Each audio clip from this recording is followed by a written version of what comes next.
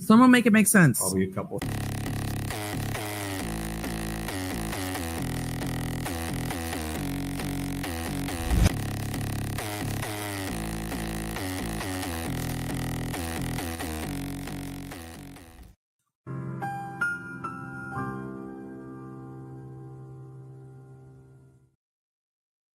Hello, everybody, and happy Five-L Day, as it were.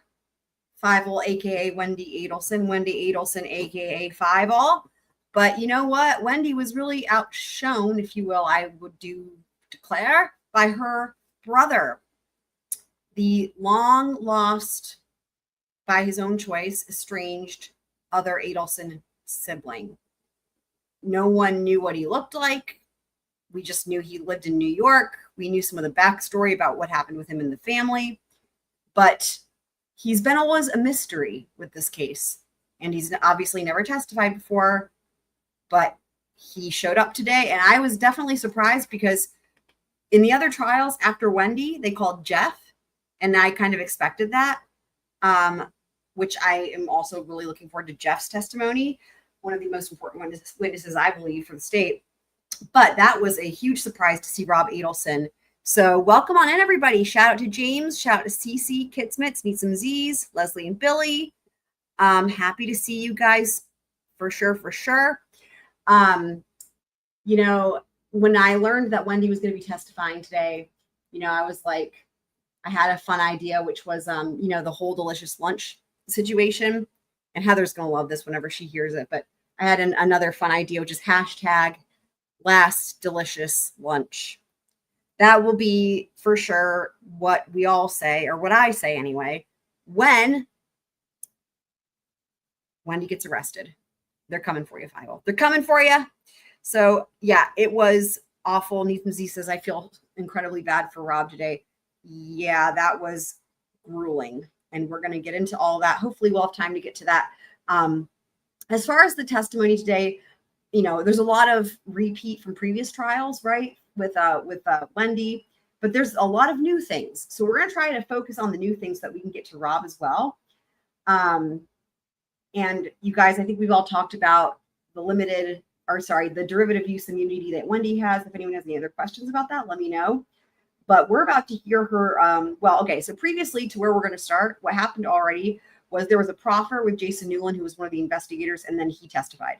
And basically, he was foundational just to get in the emails, the crazy unhinged Dawn emails, which have been used in the other trials. And we've also covered them, the entirety of them, on previous live streams. And the reason we're not going to watch it is because the content of those unhinged emails, the content that's brought up for this trial in the unhinged emails is going to be talked about at length during Wendy's testimony. So it would be sort of redundant, and it's way more interesting to hear it when it's in the line of questioning versus just laying the foundation for those. So we're going to start here where Wendy's attorney approaches the bench. There he is. Can you imagine being her attorney? Sorry, Good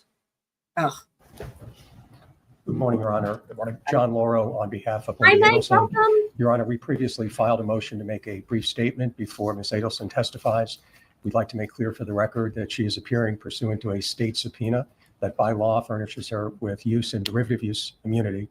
But for this subpoena, she would assert her Fifth Amendment rights with respect to every question that the state would ask relevant to this matter.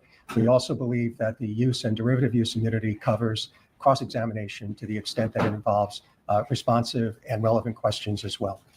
The court has previously ruled concerning this matter that the immunity that is being conferred by the state's subpoena does extend to cross-examination, and that she is appearing to answer questions under this immunity. One matter that had come up, Mr. Lauro, after the conclusion of the hearing that we previously had, in making sure that there is a complete record as to your client's indication of her right to not incriminate herself. She was not present during the hearing, therefore the defense could not take a proffer. Once the examination has occurred pursuant to the state subpoena, the defense is wanting to take a proffer. As to that, any questions in which she believes she needs to properly invoke, you may advise her to do so, and I will make a ruling from there whether there is, in fact, any proper basis that is both relevant and would not go to the right of self-incrimination. Welcome, Doug. Ultimately, you may advise your client concerning these matters as it relates to the defendant's proffer out of the presence of the jury. Do you need to be heard in any way concerning this? No, Your Honor. We'll just need a brief moment to consult, obviously, after we hear the proper questions. That's fine. Yeah, thank you, Your Honor. Does either party need to be heard further before the examination begins pursuant to the state's subpoena? Yes, sir. There you are. You may take your seat, Mr. Welcome, Laura. You can everybody. go back in the jurors when you're ready. Okay. And here she is. Now, Donna's reaction.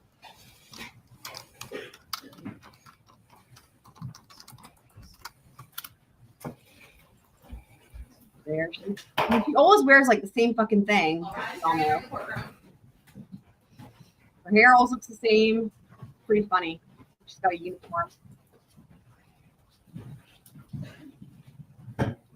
By the way, at some point during the day, Donna puts her hair up, which I don't know how the fuck she's doing that, but like at some point it goes from being down like this to being in a ponytail, which I think it looks a little bit better in a ponytail because then you can't see the discoloration of the bottom part. So at least you can, if you're looking straight on, it all just looks gray versus like gray / green orange,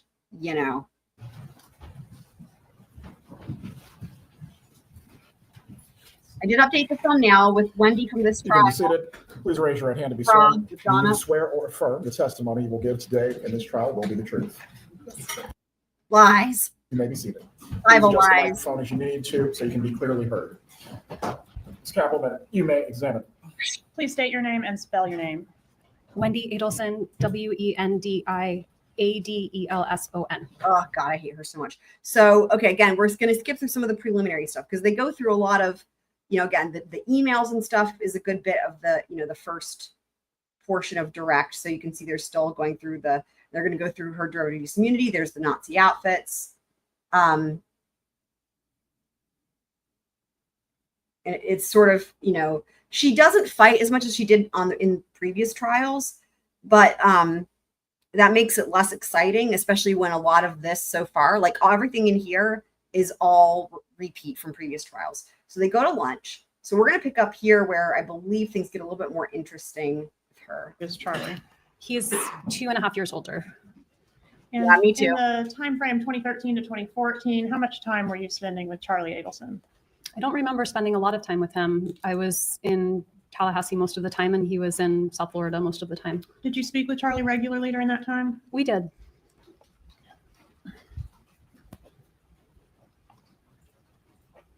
What type of lifestyle did your brother have around the time frame 2014 to 20? Okay, so again, some of this we're going to skip because it's repeat. He liked fancy cars, girlfriends, da-da-da. Okay. I think that's fair to say.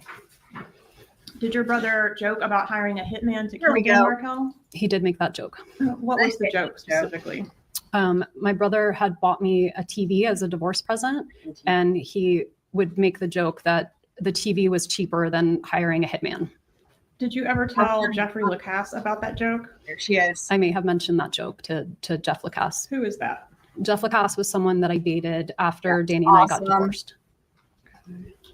Had he I never, have to say, we've talked a lot, and I'm still working on timestamps from the previous live stream where we covered opening statements and whatnot. But, on that live stream, and it will be timestamped, we talked a lot about what I believe, why the prosecution has built the case the way that they did in terms of their charging scheme, the order of things, the timing, and also in terms of their plans with giving Wendy this derivative use immunity. And one of the things we talked about is how, as far as Wendy's concerned, in terms of her potential, which I believe is imminent arrest and prosecution, everything she says is not going to be used against her, as we know, right? But remember, everything that everybody else says can and will be. So as far as that's concerned, one of the most damning witnesses that hasn't testified yet in this trial for Wendy is Jeff Lacasse. Now, that in all of the previous trials, Jeff's testimony has been absolutely some of the most definitive evidence against Wendy. However, as we've learned in this particular trial, there's new things that are coming in that weren't relevant before, right? So I'm really excited to see when Jeff testifies what will come in that we will hear for the first time from him that wouldn't have been relevant and therefore not admissible in the previous trials, because it's going to be epic. And I think we might be seeing him testify tomorrow, hopefully. Fingers crossed. Your parents? I think he may have met them once, but Did not in you- any kind of formal Yep. way. Just Yep. my parents were visiting and he might have said hi, something like that. Did your parents express any opinion about him, whether they liked him or not? I don't remember them really taking notice of him. Do you remember sending a text back in May, on May 28th of 2014, that saying, quote, "My parents are not into him," referring to Jeff? I don't remember sending that text. Also, as far as Rob's concerned, I don't know. It really seems like the reason he was able to testify is because the defense opened the door, because they brought her, Donna's character into, and they made that, they put that at issue from opening statements. However, that's not going to be enough to open the door. However, so far, even just through day one's witnesses, right, and then day two, they have brought up her character in their cross exam all along the way, right? And they have I feel very confident that, because it was on the fence if Rob was going to be able to testify, and I'm fairly certain that the defense did that to themselves, like an own goal. And again, this testimony was extremely damning, and the reports from the courtroom were that the jury, they were kind of sick of Wendy. I don't blame them. And then when Rob Adelson walked in, everybody just like their jaws dropped to the floor, and they just like everybody had this huge reaction. And there was one particular moment that we'll get to when we hear his testimony where apparently all of the jurors turned at the same time and looked at Donna. So really interesting. I love getting those reports from people in the courtroom who are seeing it firsthand. And anyway, again, own goal from the defense, I think. Heather, I'm so glad you're here, because I said it just a few minutes ago, but we're going to have a new hashtag for when Wendy gets arrested, and it's going to be hashtag last delicious lunch. Wow, that Bible face first. So Bible-y.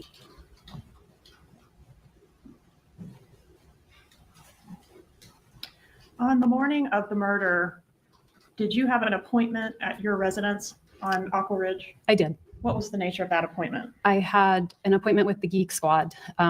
There were some vertical lines on the TV. I didn't know if maybe one of my kids had tapped it or touched it, but it wasn't working. And so I had an appointment, and they were scheduled to come sometime between 8 and 12. And was that the TV that was the same TV that your brother joked he got you as a divorce present because it was cheaper than hiring a hitman? Yes. Okay. And on the morning of the murder, did your mom text you about the TV repair guy being on the way or coming to your house? She did. I didn't buy the TV, and the TV had an insurance policy that came with the Geek Squad help. So I think they reached out to her first, and then she let me know that they were coming. The TV was under warranty, right? I believe so. But the damage that you had was not covered by the warranty, was it? I don't think so. Okay. And do you recall how long the TV repairman was at your house? I don't. It was a reasonable amount of time, so maybe an hour or so. And why did it take an hour to determine that the TV couldn't be repaired or was not under warranty? There's no way. I don't know. I don't know a lot about AV equipment. And Oh, for fuck's sake, rival. Yeah. And for those of you guys, I called the Geek Squad, and I wonder if I still have that video saved. I'll see if I've got it saved as a separate video. I completely dismantled this entire bullshit thing about the TV and the warranty. I'll see if I can find that. But there's no way it would have been an hour. It's like you look up the warranty, you're like, yeah, it's cheaper to buy a new TV than to replace this because it's not covered. I mean, 5 minutes is all you need for this.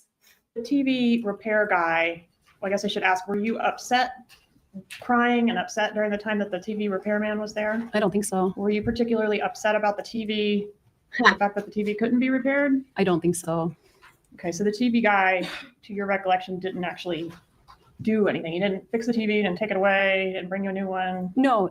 He was trying to fix it. I mean, I think he was trying to assess what the problem was and if it could be fixed, but it wasn't taken away. The No. problem was like an impact to the screen, right? It seemed to be that, yeah. Did you go to a dinner after the murder of Dan Markell in which you vomited at the table? Oh my God. It was several weeks until I felt ready to leave my apartment. I was very, very scared. So that happen? It did happen. Okay, and that was in a restaurant, right? It was at a restaurant. Who was present at that dinner? It was my brother and me. And where was the dinner? It was Florida or here? It was South Florida. Okay, and you said it was several weeks after the murder? I believe so.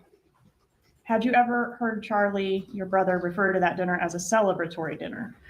Only in previous trials, but never to me personally. Did you hear him say it the night that you had the dinner or after that, No, that you threw up at the celebration? no. Do you know Catherine Magbanua? I met her on 2 occasions.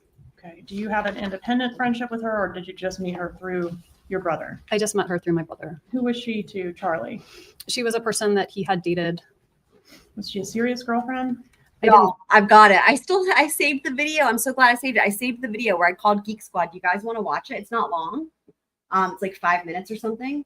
But I actually spoke to oh my God, that pause face. I spoke to one of the people that actually answers that question about the warranty and the repairs. If you guys want to watch it, let me know. think so. Did he have a lot of girlfriends that kind of came and Right. went?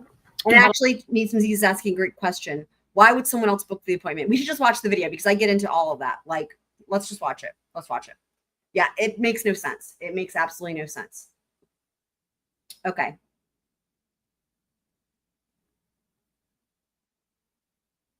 This is Aaron speaking with the virtual sales team. How can I help you? Hi, Aaron. I just had a couple quick questions here. I'm considering purchasing a TV for my brother, and he's got 2 young kids. So I just wanted to ask a couple questions before I purchase that about like how y'all's warranty works with the Geek Squad, if that's okay. Yeah, absolutely. So the Geek Squad warranty for TVs, we sell usually 2 plans. There's a 2-year and a 5-year plan. Okay. The cost of the plan is based on the cost of the TV. So obviously a cheaper TV will have a cheaper plan to Here. purchase for it. You did mention that he has 2 young kids. I'm kind of seeing where you're going with that. Maybe worried about them damaging the TV somehow. Yeah, like breaking the screen, something like that. Yeah. So I do want to say that accidental damage to the screen of the TV is actually not covered with the protection plan. Did you guys hear that? Damage to the screen is not covered by the protection plan. So Okay. if something were to get thrown at that TV or if it were to get knocked over and fall, that actually does not cover it. Doesn't cover it. So remember, Wendy's story, or her best guess is whatever, like one of the kids threw something and cracked the screen, right? And it's so funny because I didn't even mention throwing something. Let me play this again. He literally says, if someone were to throw something at it and crack it, dude. The screen of the TV is actually not covered. Them damaging the TV somehow. Yeah, like breaking the screen, something like that. Yeah. So I do want to say that accidental damage to the screen of the TV is actually not covered. with Not the protection covered. Plan. So Okay. if something were to get thrown at that TV or if it were to get knocked over and fall, that actually does not cover it. The protection plan is more so for products failing under normal Okay. use conditions with no misuse or abuse. Gotcha. So like if the power surge were to hit, or if one of the pixels were to get start to go out, or if the backlight goes out, Right. those things would be covered. So he's saying like the internal components, if they were to fail, that would be covered. But actual damage to the panel is not going to be covered. Okay. unfortunately. That's good to know. What was Now this is jumping to a clip from the trial here. So that's how I made this video where it goes between my call and verifying the details and then what was said at trial. wrong with the Charlie's trial. TV that was repaired the morning of the murder? I think one of my boys might have thrown something at There it. it There is. was like a little crack in the TV. How long had the TV been broken at the time that it got repaired? I honestly don't remember. Could it have been a long time, quite a long time? No, it could have been. I mean, I would be completely speculating. I don't remember how long it was broken for. Do you remember who repaired the TV? Yes, it was called the Geek Squad. And was the repair done? No, Why not? because I called my brother to find out how much a new TV would cost versus how much the repair cost, and it didn't make sense to repair it. Why did you have to call? Sorry, this is me pausing and interjecting. Why would she have to call Charlie to find out how much a new TV would cost? Why couldn't you just Google it yourself or ask the Best Buy guy who's there? Why is Charlie the only person who knows how much TVs cost? Oh my God. To buy a new TV? Yeah. Who paid the repairman? I did. Ah, If it's under warranty, I don't think the diagnostic would charge you for. Okay. Because obviously they have to determine if the damage is covered by warranty or not. Right. So like if it's under warranty, but like someone calls and they don't know if it's right, and so then they come out and take a look and they say, yeah, it's not covered. It would be, cheaper to buy a new TV, but but the warranty was still active, then there probably wouldn't be a fee. Yeah, I don't think it'd be a fee to just have someone come out and All right. Did you guys hear that? He's kind of quiet. So she said she had to pay for it, right? So that's one of the questions I asked, because like basically if they don't actually provide any service, if they just show up and they're like, yeah, we can't do anything, it'd be cheaper to buy a new TV. He's like, yeah, they wouldn't charge you for that. Which makes sense, but like I'm not going to verify all of their claims with the actual people that do this. And he's like, yeah, they wouldn't charge you for that. So this is complete and utter bullshit, guys. look at it under warranty, because again, they have to determine if it's covered Right, by warranty or not. right. And that will be on them. Did he buy you a TV as a divorce present? Did my brother buy me a TV as a divorce present? Yes, sorry, I should have Yes. clarified that. And was the TV that your brother bought you as a divorce present the same TV that was being repaired on the morning of the murder? Yes. Did your mom text you that morning that the repair guy was coming to repair the TV? I don't remember that.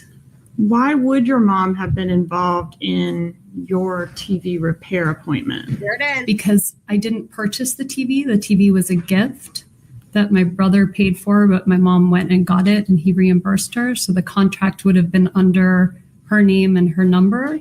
So when the repair guy was coming, they may have called or texted the number on the account instead of my number. Okay. All right, let's fact check that. Now, we've heard a lot about Second. this TV already. So let's just clear this up right now. Charlie bought you the TV, right? Yes. More precisely, Charlie had your parents buy the TV and he paid them back. Yes.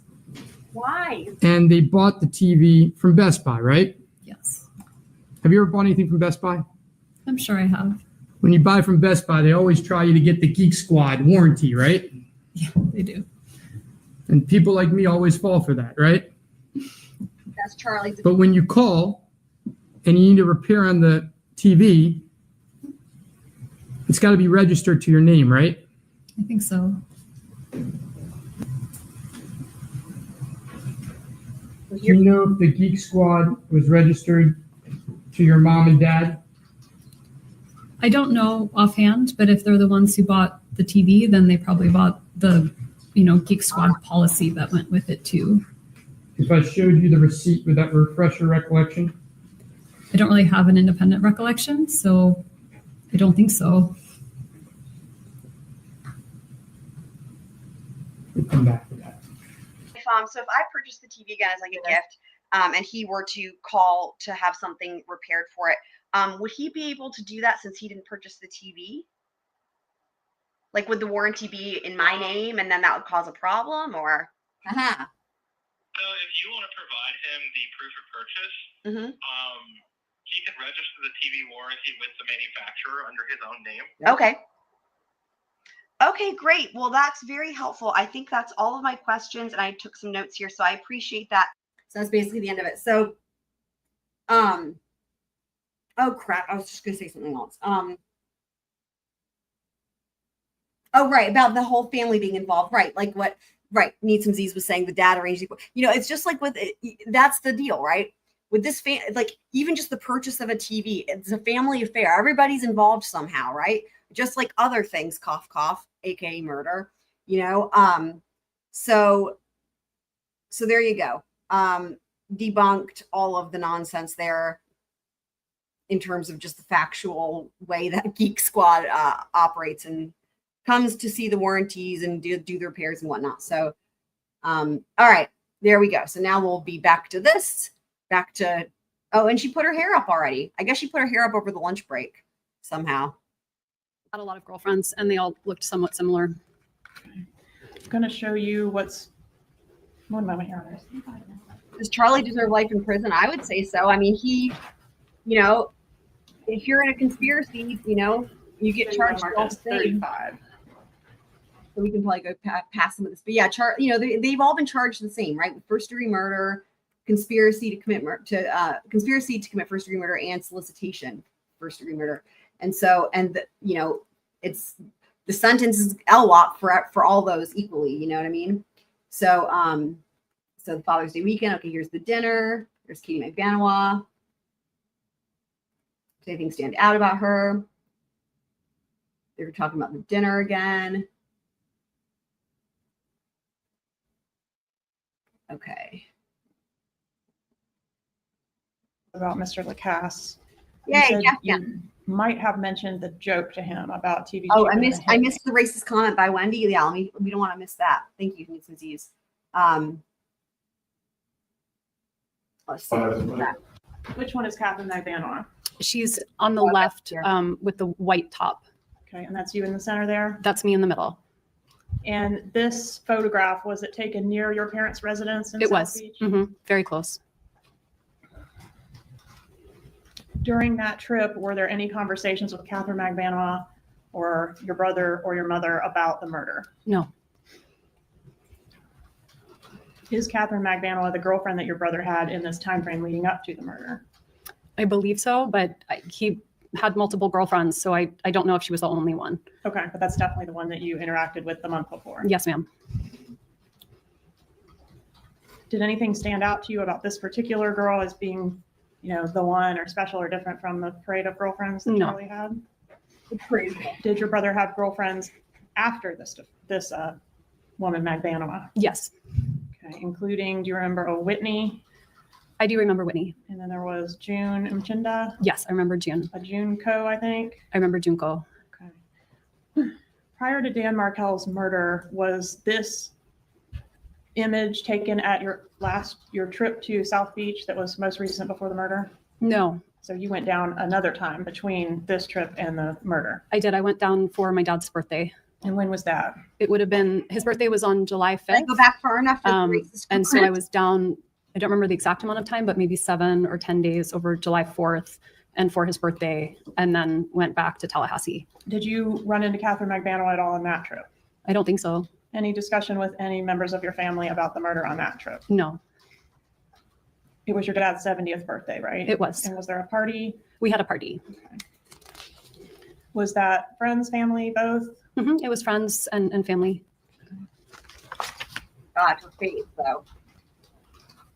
Her blinking is really And I think, is this the trip that we were talking about earlier where your parents had come to Tallahassee Right. to fetch you and take you down south? Yes. She's made that same Was comment. there any discussion on that trip about any other relocation strategies, I don't have any memory of that. like bribing, converting to Christianity, any of those things, It had been, I think, about a year since.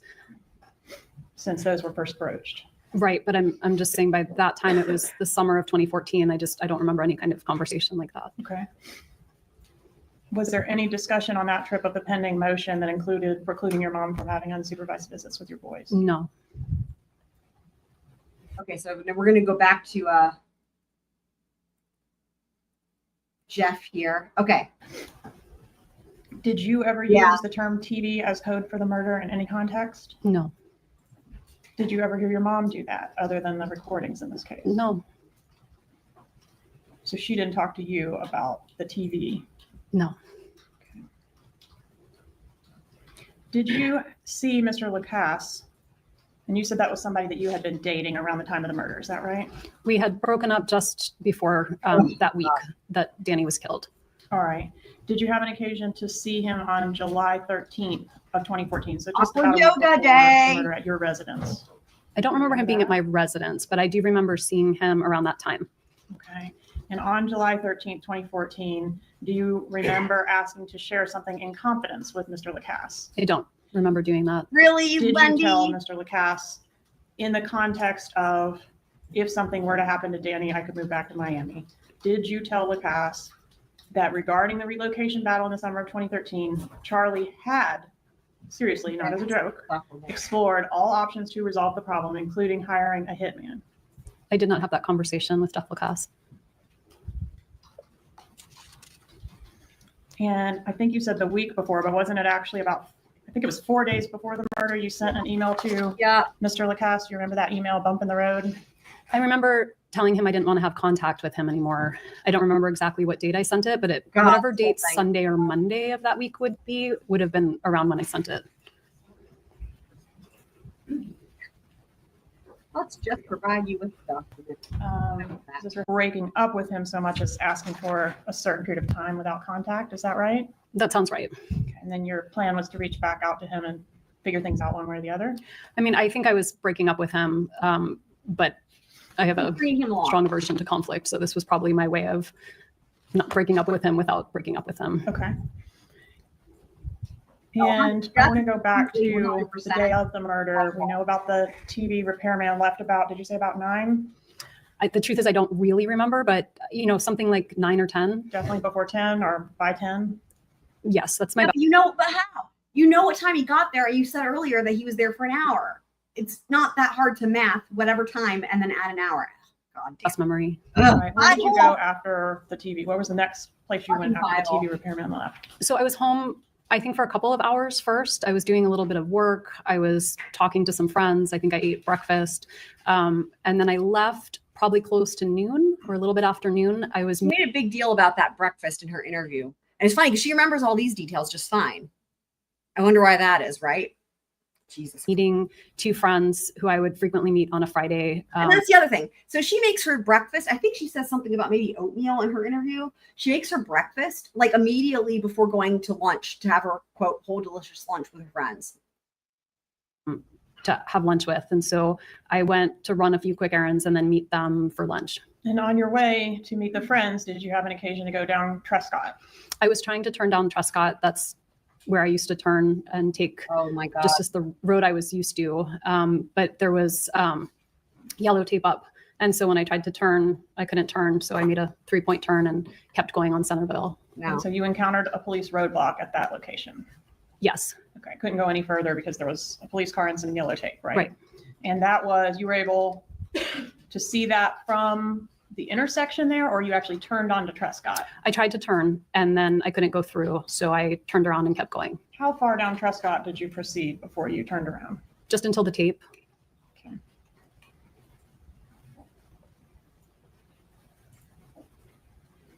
Which one of you or your ex-husband had the kids the night before he was killed? The night before they were with Danny. All right, so it was his responsibility to take them to preschool that morning. Yes. Who was supposed to pick them up from preschool that day? I was supposed to pick them up. Had you talked to Dan Markell or your children that morning before you encountered the roadblock? I hadn't talked to the boys because I wouldn't have talked to them. They didn't have cell phones. They were little. So I only would have spoken to them if I had gone to the preschool and seen them, but I didn't do that. So I hadn't talked to the boys. I'm sorry. What was the second part How of the question? about Dan? Did you speak to him that morning? We didn't. We had plans to talk. We had traded some text messages and emails, and then I called him and he didn't pick up. And that was the last contact. Did you attempt to call Dan Markell when you encountered the roadblock? No. Did you attempt to call your kids' daycare after encountering the roadblock? No. By the way, Heather says, what a coincidence. We actually have Charlie saying this. It's either a coincidence or she thinks that. She couldn't help herself. She couldn't help herself. It's either a coincidence or she thinks that. She couldn't help herself. He's talking about her going and showing up at Trescott. She couldn't help herself. That's from one of his jail calls to Donna. Did you notify anyone Right. that you observed the roadblock? I was talking on the phone at the time. So I may have said to the person I was talking to, I'm trying to drive, but I have to turn around, hold on. Okay, that was probably a bad question. Did you attempt to investigate in any way or ask anyone what the roadblock was about? I wasn't concerned about the roadblock. Was Mr. Markell scheduled? How? If this is the only way you know how to drive anywhere is to take Trescott, and it's the road that you made much ado about why you took Trescott. Well, then how come you weren't concerned about? Shouldn't you have been concerned about the roadblock? Like, well, I don't know how to get anywhere. I'm just gonna be stuck here until the end of time. To leave town the day after he was killed. I don't remember if he was scheduled to leave town on Friday afternoon or on Saturday morning, but I know that he would go to New York every time he had a chance. And I think that was where he was going, but I don't know when he was leaving. Okay, if you'll take a look at not the binder Yeah, we've that's been using, but the other binder, should have your The other law enforcement binder. interview on the front. Okay. And I would just ask you to review page 150. So she's gonna impeach her from her interview. Did your brother Charlie know that information? I don't To your know if knowledge. I don't know if he knew that information. Did your mother know that information? So just to recap what's going on here, and again, we're skipping a lot of this because it's come up in all the other trials. But for anyone who's newer, what this is about is that Dan Markel, Wendy was the only one that knew his schedule, okay, as to when he was going to be home, when he was leaving town. And so this is one of the things, again, when we talk about things that connect all these other people to committing this crime, but more than anybody else that connect Wendy, right? We're talking here about knowledge that only Wendy had.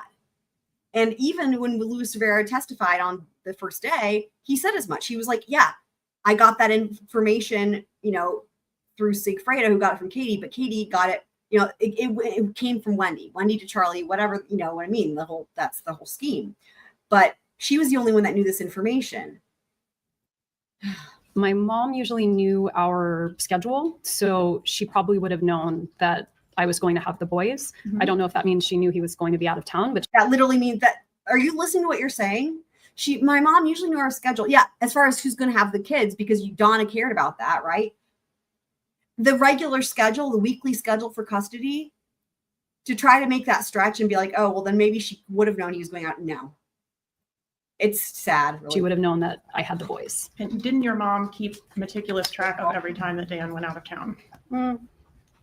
Maybe just in the sense that if Danny was out of town, she thought maybe I needed extra help or something. So yes, probably. And when that became an issue in the divorce, she was able to send you a record going all the way back to 2010, a couple of years of every single date he was out of town. Do you remember that email? My mom never switched over to like a Google calendar. So she would keep very meticulous, like That's a not calendar of all the things she had to do. And so that was just her way of keeping track of everything. Not just this, but every part of life. She's very detail oriented, Yes.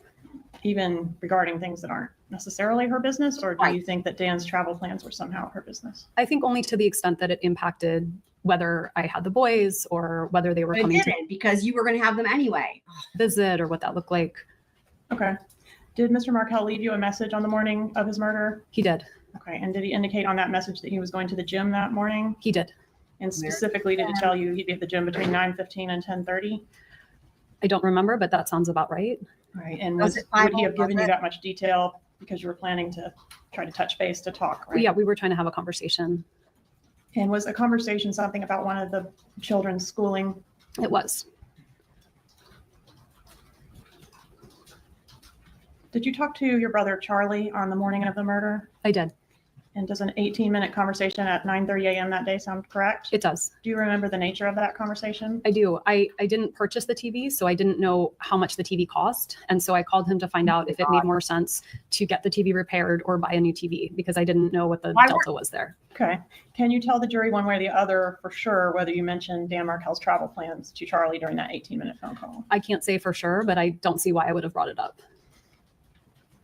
Did you have WhatsApp on your phone at that time? I did.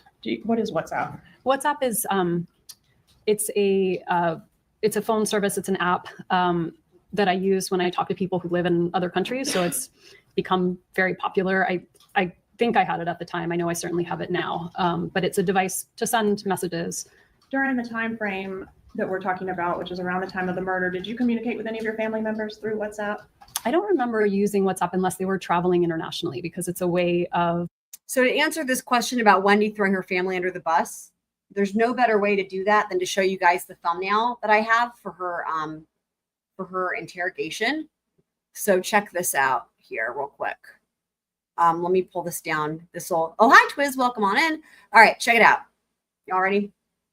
Did she throw her family under the bus? All right. So here's from her interrogation. The first round that we watched, this is almost 10 hours long, and then we did a round 2. Okay. Less than 22 minutes in, throws her brother under the bus. Less than 27 minutes in, asks to be read her Miranda rights. Less than 28 minutes in, quote, they're going to think I did it, end quote. Less than 41 minutes in, quote, I'm assuming I'm a suspect, end quote. I couldn't fit all of the times where she throws either herself or her family under the bus on here. This is just a snippet. However, when we watched this on the live stream, we actually kept a count going. I had a ticker at the bottom that kept track of how many times did she throw Charlie under the bus, how many times did she throw her parents under the bus, and how many times did she throw herself under the bus. And surprisingly, throwing herself under the bus actually won, but the numbers were astronomical. I may have saved it just because it was one of those things. I did. Here, there it is. Wendy implicates herself, 24. Wendy implicates Charlie, 4. Wendy implicates Jeff, 6. Wendy implicates Dan, 5. And then, oh, I forgot to put the number for when she mentions her friends, but there it is. That I'm see, I saved it for a reason because I knew that at some point I would be talking about this. So this is from but less than 22 minutes in, just offers up her brother on a silver platter. It's crazy, absolutely crazy. So that's true. Okay, so now let's go back to Fievel here. I hate her so much. Of making free calls or free texts when at that time making long distance calls on a regular phone would have been very expensive. Did you ever communicate with In 2014? Are you fucking kidding me? Catherine Ivanova through WhatsApp? I don't remember ever texting her on any platform. What are you using? One of those like phones from the 1800s, Wendy, where you go and you do the dial, you turn the wheel and then an operator. I mean, did you have any other encrypted platforms on your phone at that time? At that time, I don't think so. I don't know what existed at that time. Okay. So when after you turned around and did not proceed down Trescott, you went, I think, to the liquor store. Can you tell us about that? Sure. I was invited to a Stock the Bar party for that night for a friend's daughter. And so they asked for a specific type of bourbon. I'm not a bourbon drinker. So I went to the liquor store and I showed them the invitation, which was shaped like the kind of bourbon they wanted us to buy. all right. So the bullet bourbon, Charlie has a lot of thoughts about this too in his jail phone calls, but we're going to skip ahead a little bit here. Really the best part of her time on the stand for this trial really comes out on cross, because apparently like Donna's defense team is just really hell-bent on like helping out the state here. So we're going to jump ahead a little bit. That's when it really takes off here. And then on redirect as well. So let's just see. When was the last time you spoke to your mother, Donna Adelson, as we sit here today? Ooh. November of 2023. Okay. And so she hasn't given you any November of 2023, because that's when Donna was arrested. information or advice about how to testify in court, has No, she? ma'am. No. What about, you did offer testimony in November of 2023 as well, right, on a related case? Yes, Okay, October. And did your mom, when you spoke to her in November of 2023, offer you any advice or thoughts about how you should act or behave or what you should say in court? Yes, She did. she did. And what was that? I can't tell you I remember exactly, but she was hoping I would be supportive of my brother.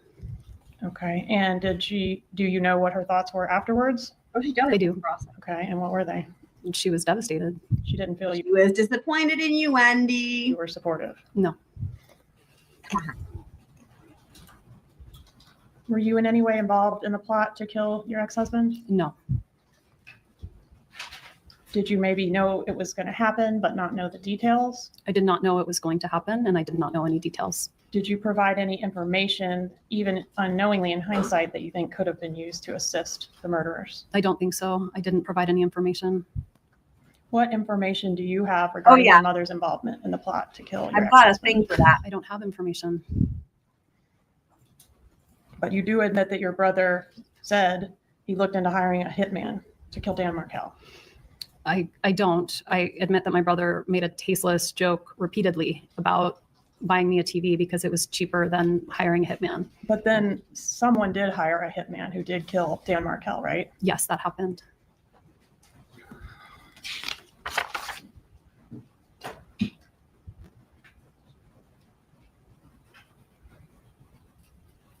Was part of the plot to kill your ex for you to have plausible deniability or to know very little about it? I was not involved in any plot to kill Danny. Were you shielded from the plot because, I don't know, you couldn't be trusted to keep a secret? I was not involved in any plot to kill Danny. Why did you tell investigator Isom in your law enforcement interview that you were worried the police, or you were worried, I guess, in the police car on the way to be interviewed, that you might be considered a suspect? Because I couldn't think of anything bad going on in his life other than the divorce. And frequently the ex-wife is a suspect. Were you treated as a suspect? I was not. But you mentioned 9 times in your law enforcement interview There it is. being a suspect, didn't you? I did, yes. But she implicates herself way more than that. Like we counted 24. When you were approached at the restaurant, you weren't yet told that this was a shooting, were you? I was not. You were only told something happened with your ex-husband. I don't even know if I was told that. I was very scared something happened to my kids, and that's why law enforcement was there, and they wouldn't tell me what was going on. But they did reassure you that the kids were fine. You They remember told me that? that law enforcement officers were with the children, which terrified me because I didn't know why my children would need law enforcement officers. So you didn't know what this was about at all when you were in the police car? In the car, they told me. Okay. In the car, they told you what? They said, your ex-husband has been shot. Okay. So that you learned that information prior to getting into the interview room? Yes. I don't think that's true, actually. But I was looking, so as far as the liquor store goes, I actually have a map somewhere. I was looking for it of where all the other ABC stores are that are closer to her. And but here's the other thing. Beyond even just the one that she went to was out of the way, so she could have an excuse to go over to Truscott, right? Besides that, the locals there who live there and have lived in Tallahassee forever said that at the time that particular ABC store was like really, really fucking dangerous and sketchy. And like the other ones that were closer to her house and closer in distance between like her drive to get to lunch were like really nice. But like the one she went to was also like, no one wanted to go there. It's like run down and sketchy. So there's that as well. But while I couldn't yet find the map with the ABC stores and whatnot, I did find, I've got a ton of these memes that I've made. Hold on, let me just show you guys one of these ones I found right here by happenstance. All these WENDI memes, they're pretty fucking great. So here's one. Murder's ex-husband is nothing but helpful to law enforcement.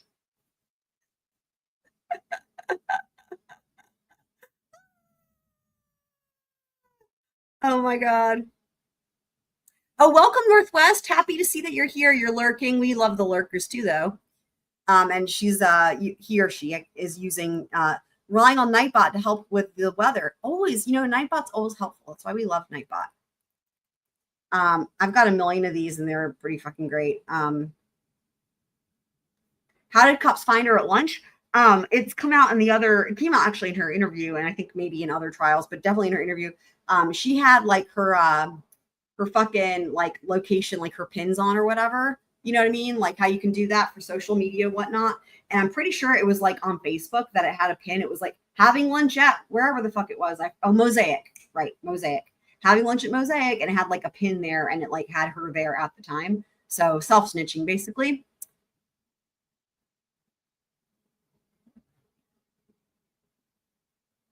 Yeah, they can find you if they want to. But she didn't dispute that, like that she had done that, which means that, it seems like, and it was really fucking fast. Like I said, her interview started like, I think 2 hours after he was shot.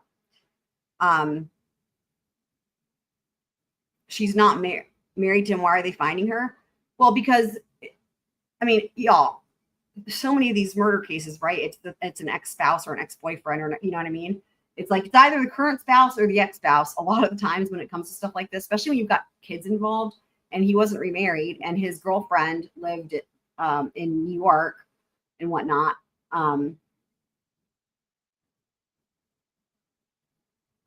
You're asking why what though? Tell me why. Yeah, it's always the husband / wife. Right. WENDI even says it herself. She's like, I know that I'm going to be the first suspect. Yep.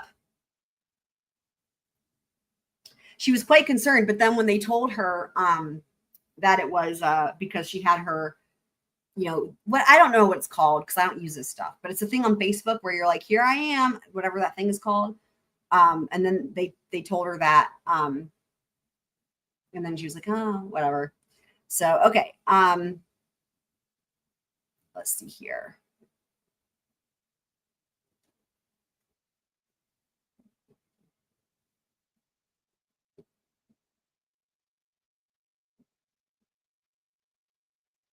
Right?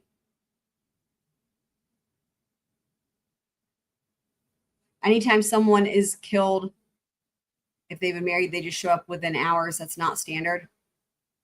I guess maybe it just depends on how hard it is to track them down and how close by they are and how accessible without a search warrant, their whereabouts are. I don't know. I mean, Tallahassee's a small town. I feel like considering, I mean, it's a logical.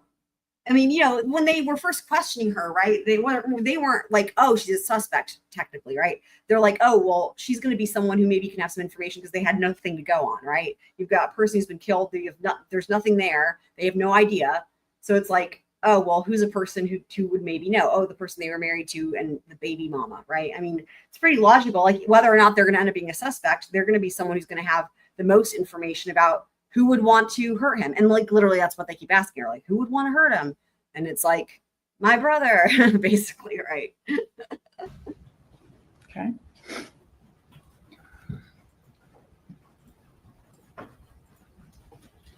Do you remember allowing law enforcement to take possession of your computer in that interview? Right, and that's a great point because all of his family's in Canada. That's a great point. So had he had next of kin locally, then I'm sure they would have talked to them. But yeah, his family all being in Canada too. I told law enforcement to search my phone, search my computer, search my house, search my car. I was trying to be helpful. Do you remember saying that it was okay for them to take the computer and keep it even though you had work things on there because you didn't think you would be going back to work? I remember thinking it wasn't important. I couldn't imagine. My life fell apart.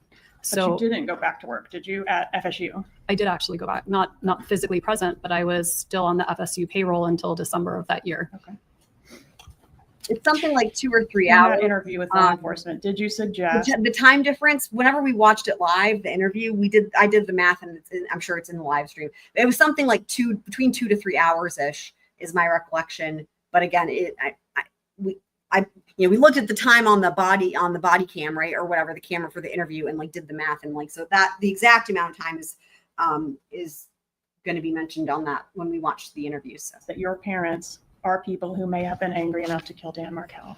I suggested a lot of people who could have been angry enough to kill Danny. And were some of the people my parents? Yes.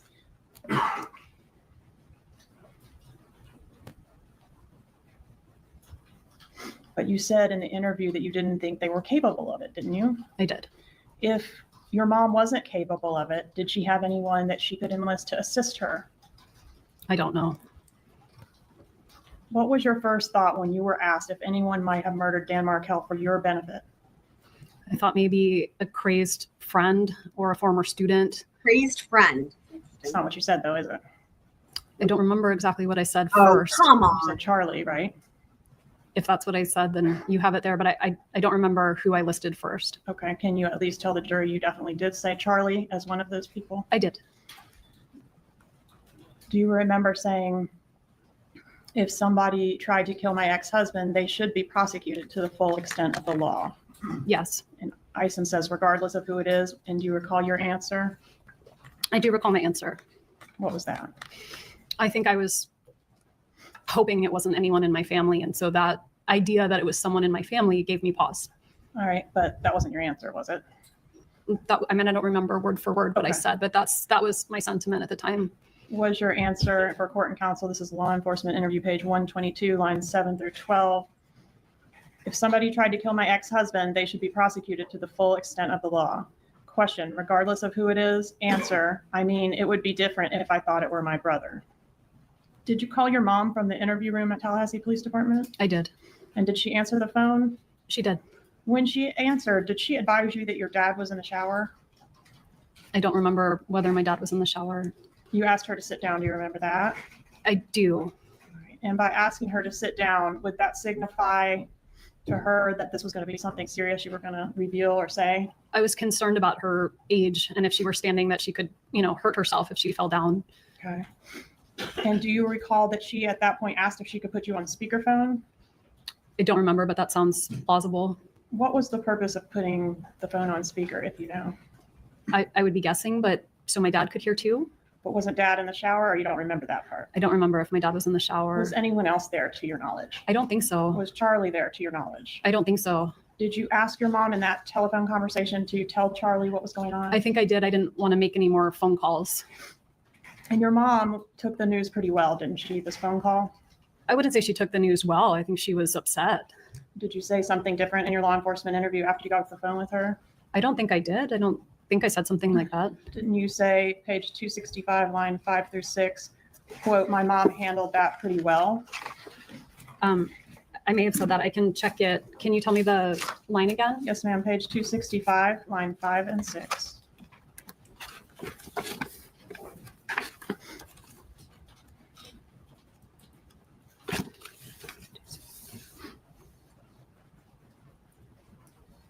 Yes, that's what I said. And then page 280, line 22 and 23. Did you also say, well, my parents sounded really surprised, so that's at least a relief? Yes, I see that here. No further questions. I'm actually just looking at my timestamp to see if I've got a timestamp that talks about how they found her. I'm going to keep looking, but we're going on to cross.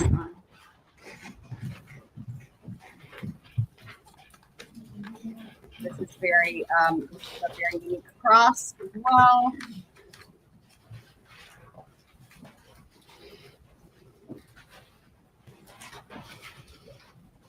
She's taking her sweet time.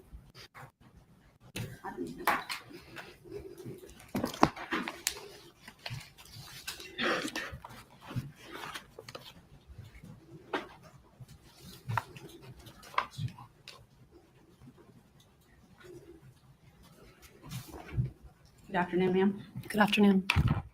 I represent your mother in this case. You've never spoken to me about this case, correct? I have not. I guess the best place to start is where you left off with respect to the comments that you made regarding your mother taking it well. When's the last time you listened to that call? I haven't listened to it. Listened to the call I had with my mom. I've never listened to it. Well, from the interview room, you've never listened to your interview? I have read the transcript of my interview, but I never listened to my interview. You don't recall the shock in your mother's always voice does when you this told her what had every happened? time. I do think she was shocked. You could hear that over the phone, correct? Yes. That's a good one. So many topics were covered. I'm going to have to kind of skip around, okay? Great. Katie Magbanawah, Catherine Magbanawah, I guess people call her Katie. There was a picture of you with her at the beach, and there was another young lady there. You recall that? I recall the picture, yes. And that was Father's Day weekend, I guess, of 2014. Yes, ma'am. And I think your testimony was that really you only knew her with Charlie. Is that right? That's right. Was Charlie at the beach? No. Your mother wasn't there either, was she? No.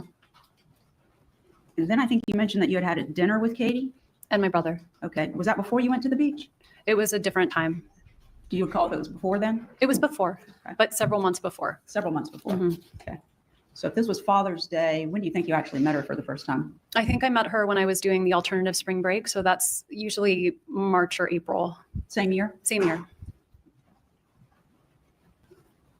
And Oh, the dinner that was mentioned, is that the first place you ever I met don't her? know how that happened. That's the first place I remember meeting her. Sorry. And Wrong who one. all was there? It was my brother and Katie and Jeff and I. Jeff Mr. Lacasse. I'm sorry, how you pronounce it? Lacasse. Lacasse. Okay, so the four of you were there. Your mother was not there. No.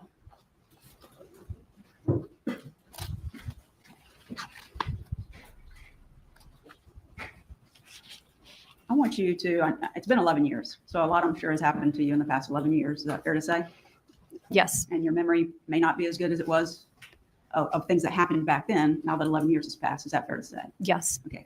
As best you can, I want you to take yourself out of the year 2025 and go back to the years somewhere like 2010 through 2014 when Mr. Markell was murdered, okay? Okay. In that time frame are going to be most of the questions that I ask you. Okay. All right. I think you testified you had a brother, Charlie, Yes. and you have a brother, Rob. Yes. So that was a five-member family. Yes. Okay. And Rob's the oldest. Yes. Charlie is the middle. Yes. And you're the baby. Yes. And you grew up in a household where, was your mother working when you were younger? No. Okay. She stayed home with the kids. She did. And at some point she went back into teaching, which is what she had done before she had her first child, correct? Yes. Okay. And she did that after you were in school. Is that right? Yes. And then you all went to school, grade school, high school, you grew up, right? Yes. Each one of you went off to college. Yes. Each one of you got a postgraduate degree. Yes. So you're an attorney. Yes.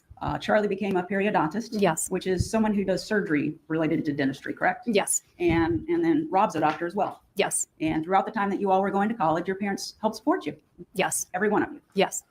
And you had a good childhood. I did. And your mom took good care of you all. Yes. She treated you well. Yes. Very kind, Yes. very loving, Yes. very caring towards her family and others. Yes.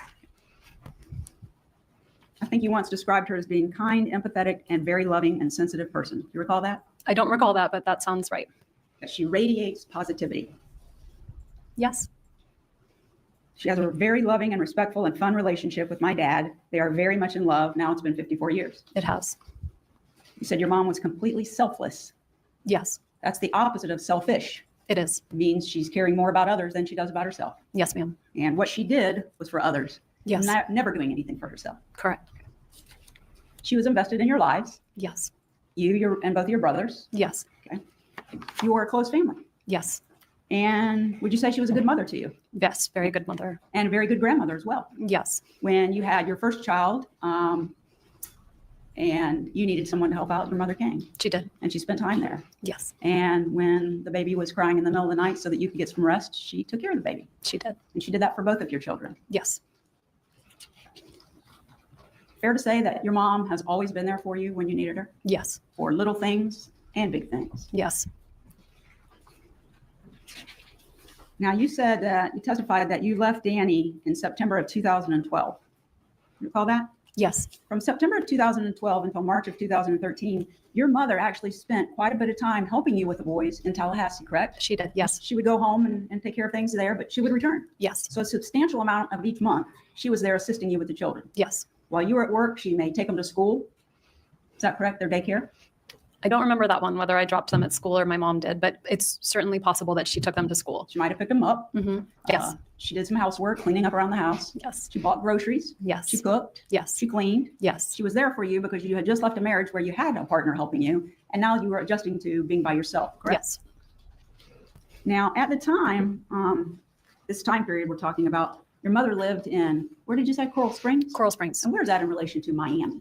It's Broward County, so it's the county north of Dade County, which is where Miami is. And in Broward County, that's like where Fort Lauderdale is? Yes, ma'am. Okay. And their dentist practice that they had that's been referred to, Adelson Institute. Yes. That was located in Broward County, correct? It was, yes. Not far from where your parents lived. Yes, in Tamarack, so close Did to you my Coral question Springs. about the backpack? And at some point, they got the place down in Miami, right? Yes. So what they were doing was they would work Monday through Thursday and stay at their home in Coral Springs, right? Mm-hmm. And Yes. then they would go and spend the weekend at the place in Miami. Is that right? I don't think every weekend, but some weekends. Some of them. Yeah, And you visited there. I did.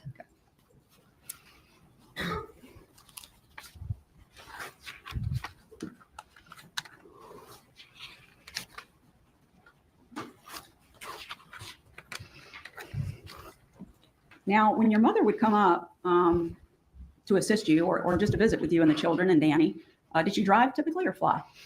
I think sometimes drive, sometimes fly. Okay. And Usually, most of the time drive, I think. most of the time drive. And that's almost an 8-hour trip, correct? It is, yes.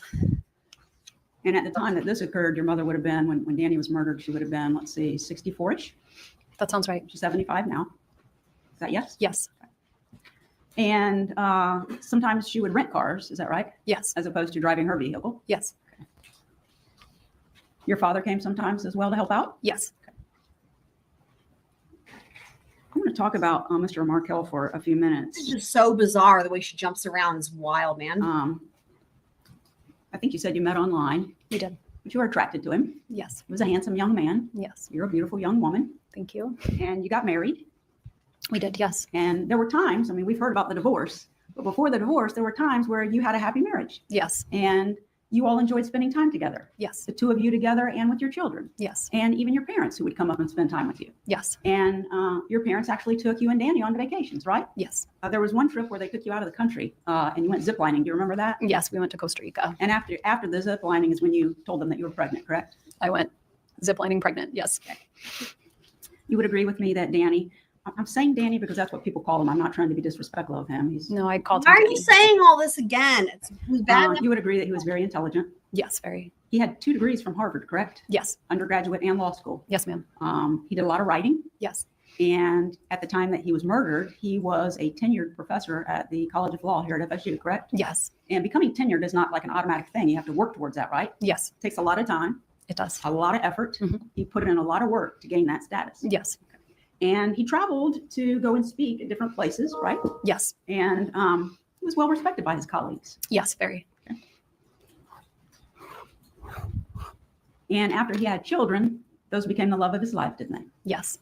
And even after you separated, I think you would agree with me that Danny made a great deal of effort to get as much time with his children as he could. Is that fair? Yes, absolutely. Even when it was your time to have the children, he would go to their preschool and visit with them there. Yes. He wanted to talk to them on the phone when he didn't have them. Yes. And he wanted to Skype with them. Yes. Correct? Oh my God, with the And that- Skype again. I'm sorry, I'm old, but that involved like a computer where you're. Oh my God, she's bringing back all of her classic moments from opening statements. Why? Did she think they were successful? That's insane. You can see each other while you're talking. Is that right? I think now it's something you could do on the phone, but back then you needed a computer. And you assisted with that. I did. Not necessarily the schedule he wanted.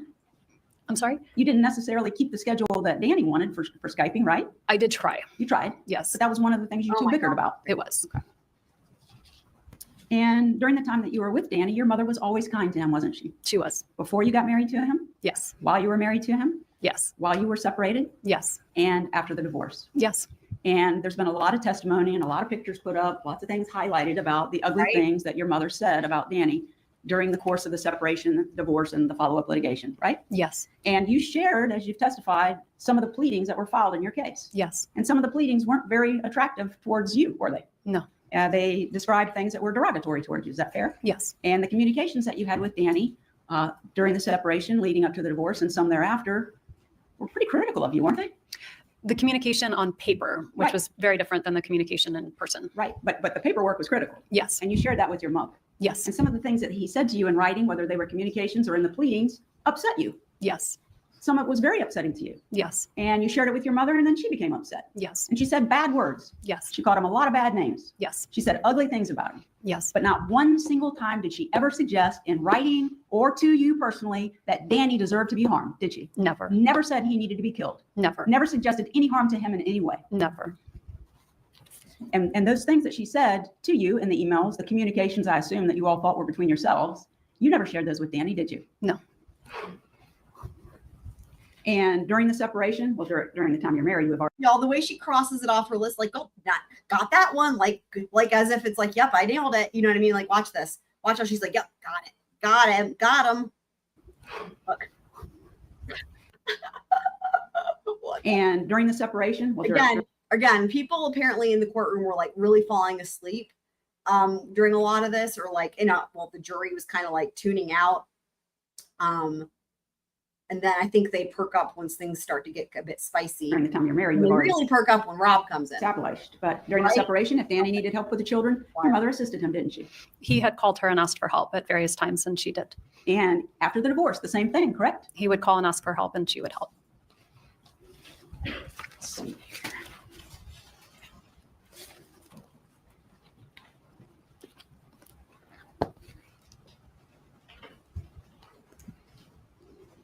Do you have States Exhibit 60 up there? I don't see anything that says 60 on it. I can't use this book. Is this JJ? Oh boy. The way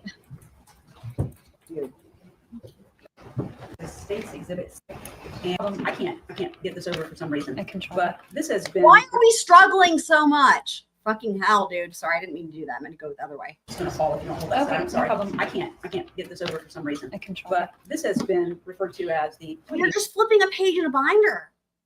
things that are within your dissolution file. Okay. Okay. I'm gonna leave that with you. Okay. Okay. Oh. Could you look at that document? Guys, you know what binder that is. That's her divorce binder, blunt force trauma binder. The JJ. You know what they say about that? Hold on. You know what she says about that? It's right, very big. Yes. You want me to just keep reading through it? Yes, please. Okay. I want you to familiarize yourself with it.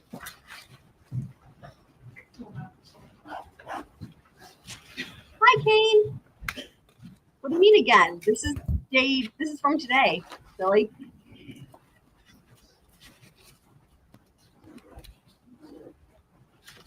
Well, the blunt force traumas in the chat. Thanks, guys. Look at her stupid face.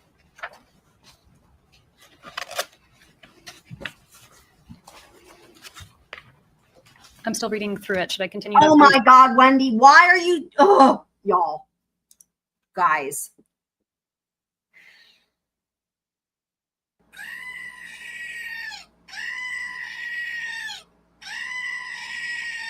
She did this last time too with Charlie's trial, where it's like they would ask her to just take a look. It's like, do you recognize this? Right? It's like, do you recognize this? Or like, is this thing on the page? And she would do the same thing. I think what her thing is here, she's trying to punish the person who's asking her to reference her divorce binder by being like playing dumb. Like, oh, well, you asked me to read it, so like I'm gonna sit here for like fucking ever and like punish you for like that's my read on it. I fucking did. I'll tell you what. When I get, I have all these names, fucking Five, all right? But like, whenever I get really fucking fed up with her, like, I don't know that we're quite there yet. Maybe I'll save it. Maybe I'll save what I was going to say. All right. So you don't need to read every word. If you would just familiarize yourself so that you can recall I actually, the substance I of that. actually agree with the defense attorney here. Okay. You don't need to read every word in 8,000 pages, Wendy.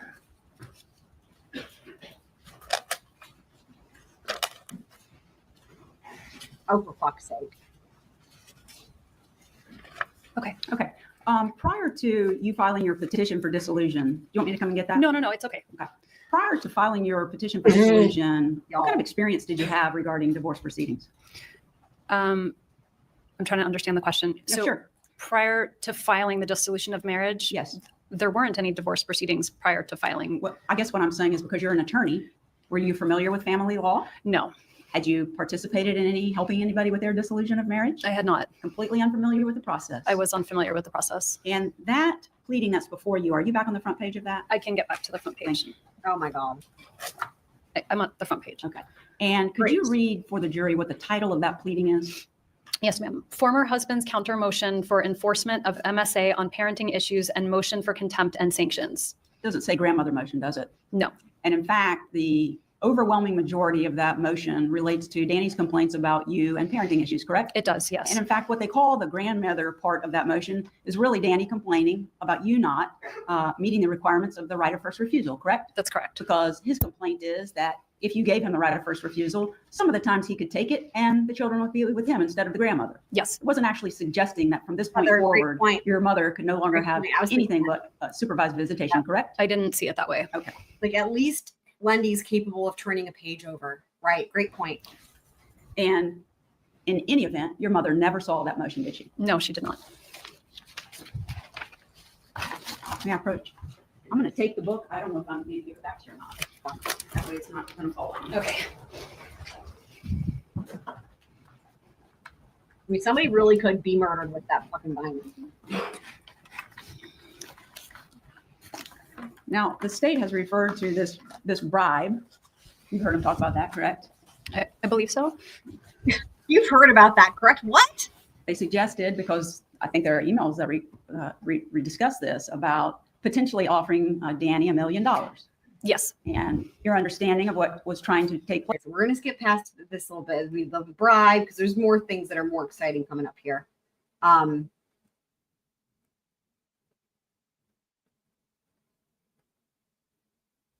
There's talking about the $1 million. I don't know why she's bringing it up because it didn't happen anyway, but she's just, in case the jury forgot, well, the defense attorney has reminded them. I want to make sure I understand how that all came about. Okay.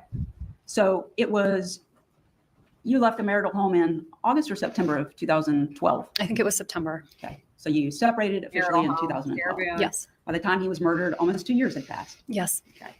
Do I understand it correctly that somewhere around October or November of 2012 that you interviewed for a job at a law firm in Miami? I did. And that was the Grossman firm? I think it's Grossman and Roth. Okay.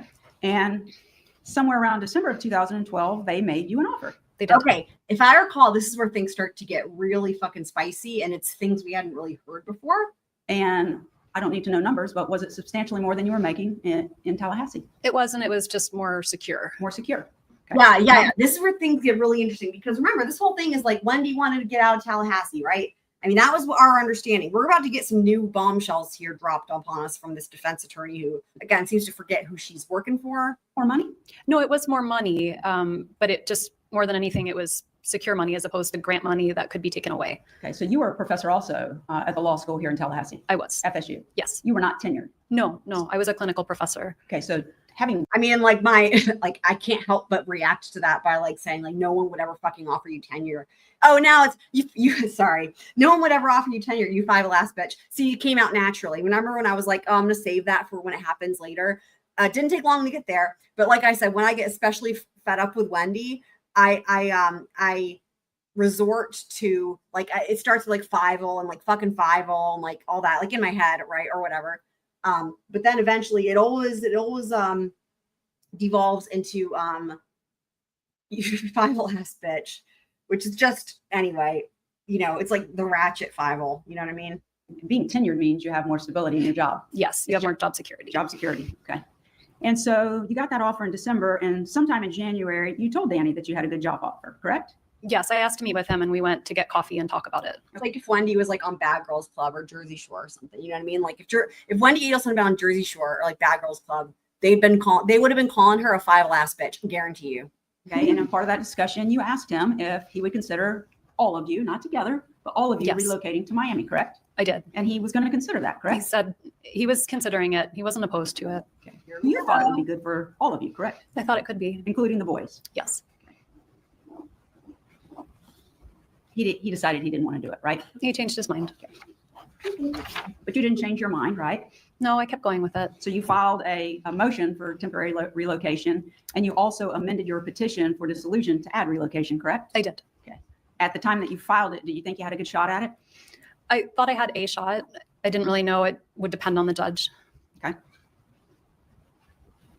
Wow, she doesn't believe what she just said there. And we'll go back to it later, but I guess on Then why are you doing it now? And why are you, okay, first question first. Why are you like, we'll go back to it later. Like, why aren't you just doing it now?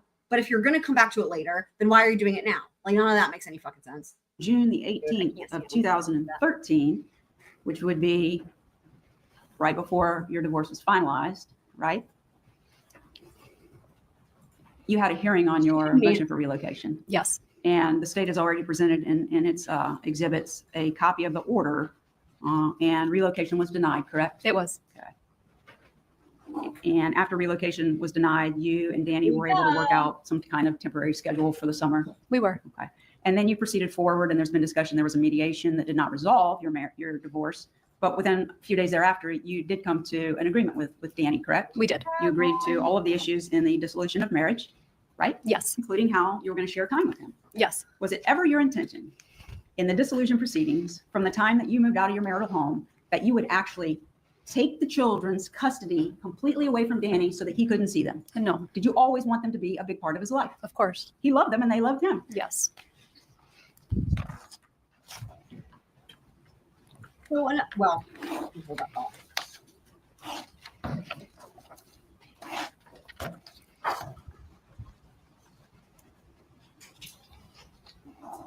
What is happening? What is she doing? See, this is the thing. This is why the jury was nodding off, because she takes so fucking long in between questions, because the testimony itself is really, it's not boring at all. It's the opposite. But she takes so fucking long in between. You just, what are you doing? Oh my God. Yes. Struggle. Oh my God. Is he taking him to the jury room because she's a hot fucking mess? Oh my God. Oh, she has an Elaine moment here too, guys, like in a little bit at some point. And they go on break. Okay. Will she have her act together by the time they come back? Yes, from both. Why did it go? Okay, here we go.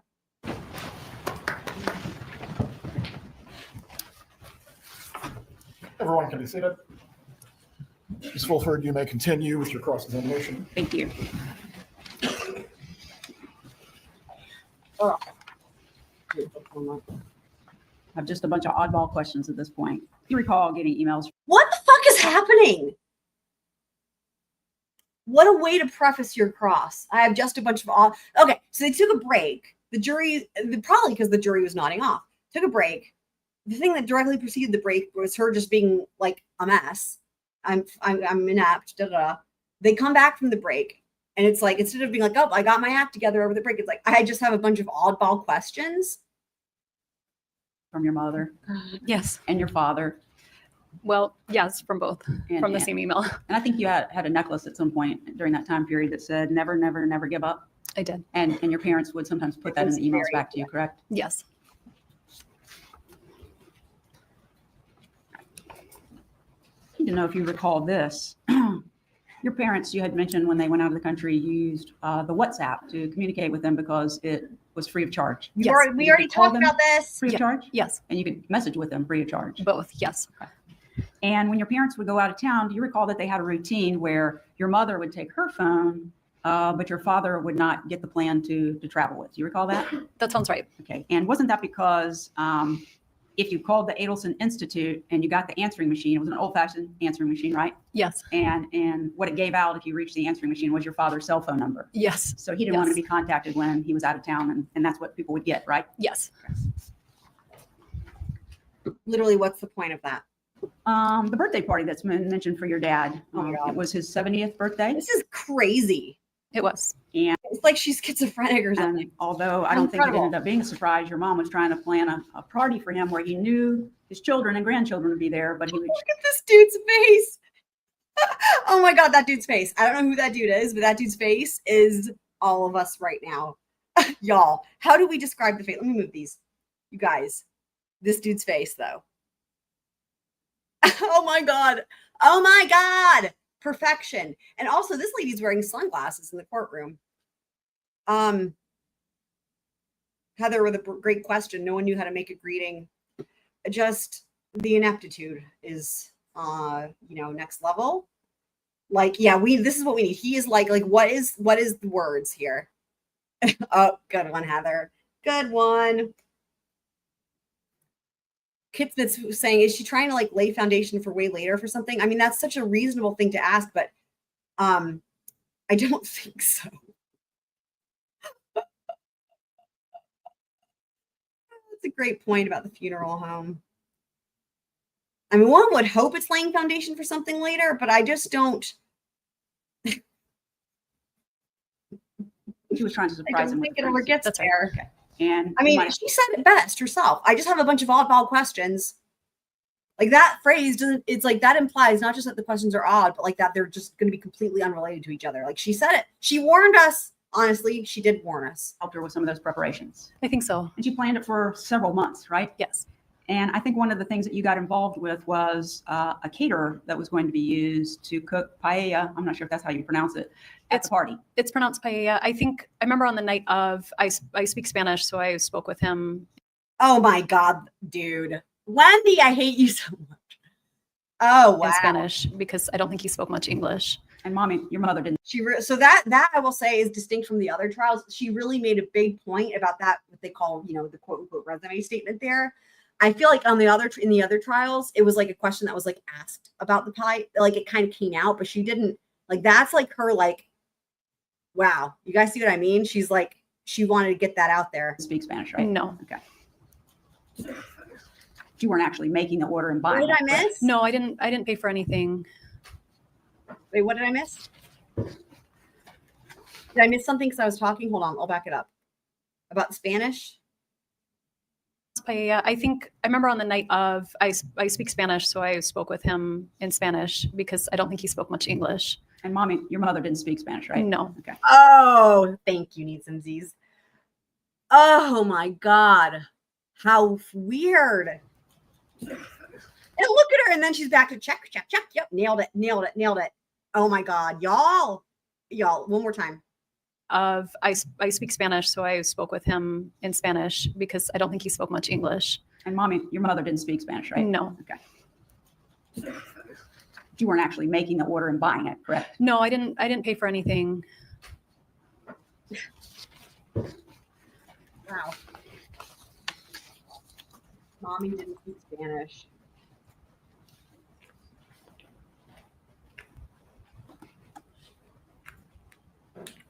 What is happening? What is she doing? Did she forget she's at trial and she thinks she's just like at home chilling? What is happening? May I approach, Your Honor? Or I'm sorry, Mark, just for identification purposes as defense 49J, and ask you to look at that and tell me if you've ever seen your father sent to you regarding the appointment that he had made for the TV to be repaired, correct? Correct. Okay. And on the front page, you can see where he's forwarding it to you, and it says, "Love, Dad," right? Yes. And then he tells you when the appointment's going to be, Friday the 18th between 8 and 12, right? Yes. And then when you flip, well, now stay on the first page. Do you see down almost 2/3 of the way down where it has the order information and the order creation date? Yes. And that date was what? The order creation date is July 11th, 2014. Okay. And on the next page, where the problem description is, it says that Harvey called in, stated that the 55-inch TV screen had some problems, right? Yes. Go to the next page. literally, Yeah, they we- would have said to them, if he did this, they would have said, sorry, that's not covered under warranty, as we showed earlier with the video. Speaks about the But complaint that honestly, you don't even need to have a guy come your out. father had about what was wrong with the TV, right? Yes. If you scroll down, there's some questions under date submitted, right? Yes. Whether the TV is wall mounted, Yes. what the size of the TV is. Yes. If it's mounted over 6 feet How high. big is it? Yes. If the height of the ceiling. Yes. Is it eligible for a loaner? Yes. Was it installed by the Geek Squad? Yes. Is the product that we're going to service in a place of business? So I'm saying yes that I see these questions, but the answer to that question is no. Right. Okay. That's what I was going to point out. So your Okay. dad said no to that one. Right? Right. Is the product that we are going to service in a place of business? And your dad answered no, correct? He answered no. And the next one says what? Would you be willing to accept a sooner appointment if one became available? And the answer to that one is yes. Thank you. May I approach? So I guess that one, I mean, there was a point to that one, right? She's trying to dismantle the whole thing about the plan with the TV. What do you guys make of that? I mean, I guess small victories, right? When you got nothing to work with, like, I guess, like, that's the best they've done so far. Drama. Ms. Adelson, you testified on direct when asked some questions about the name change of your children. You recall those questions? Yes. Okay. And I think your testimony was that you officially changed your children's last names a year and a half. What did you say? I legally changed them a year after Danny's death.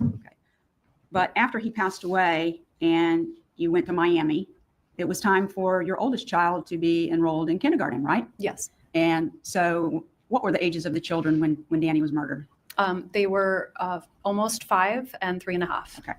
And so the 5-year-old was going into kindergarten. Yes. And where was the other child going to be? Was he being put in a preschool program? It was a preschool program. Okay. And so you went and registered them at the school, correct? Yes. And the official registration said Markell for the children's last names, correct? I believe so. But because you were going to socially refer to them as Adelson, that's what you asked the school to do as well, right? Yes. And so when you went into orientation for the oldest child, I'm trying not to say the name, when you went into orientation for the oldest child for kindergarten, and they had his little nameplate there where he was. What the fuck is wrong with her?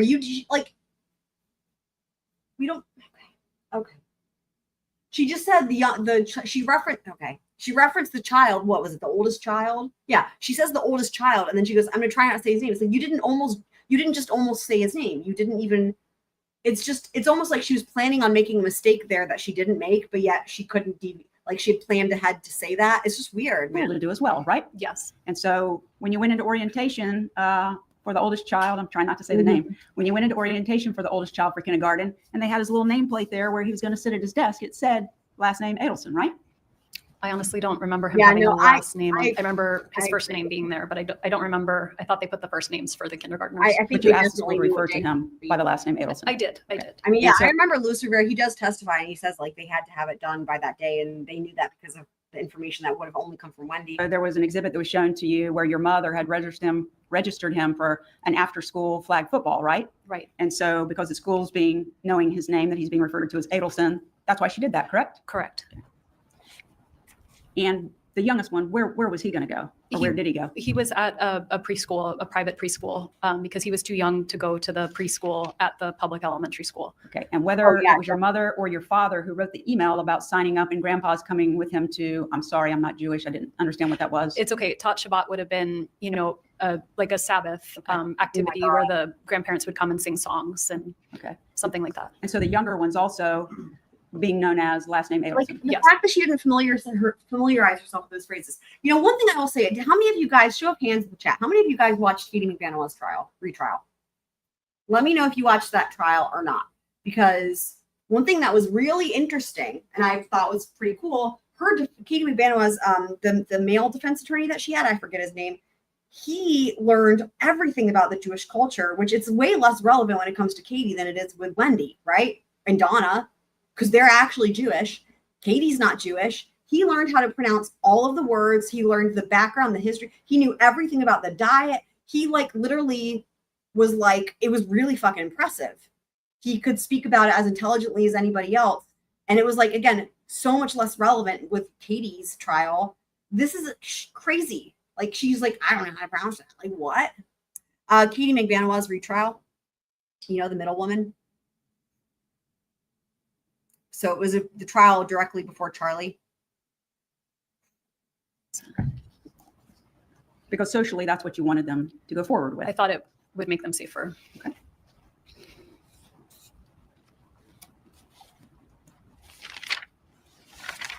This case wasn't as well known back then when that happened, but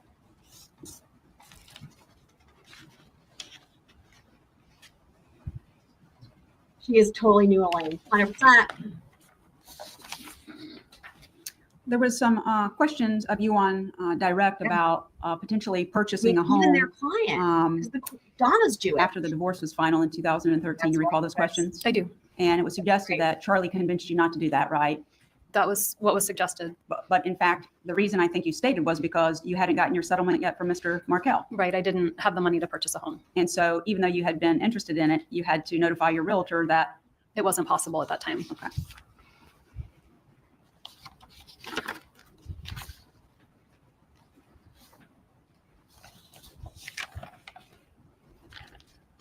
Oh, her face.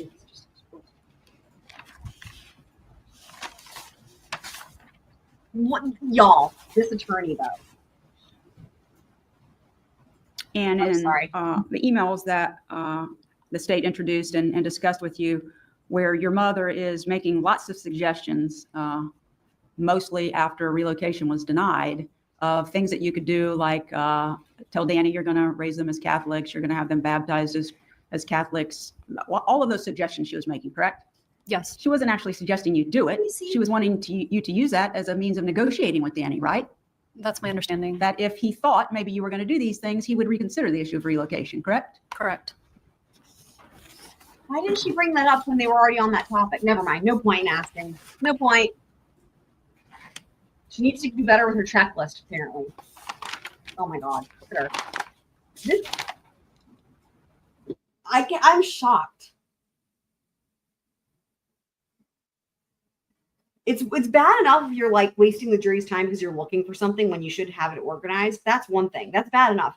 But what she's doing is honestly even worse. She's just like going through and checking off her list, which is just for her own benefit. Like, it's like just literally like, okay, highlight through this and watch this. This is crazy. Understanding. That if he thought maybe you were going to do these things, he would reconsider the issue of relocation, correct? Correct. I've never seen anything like this with the amount of time.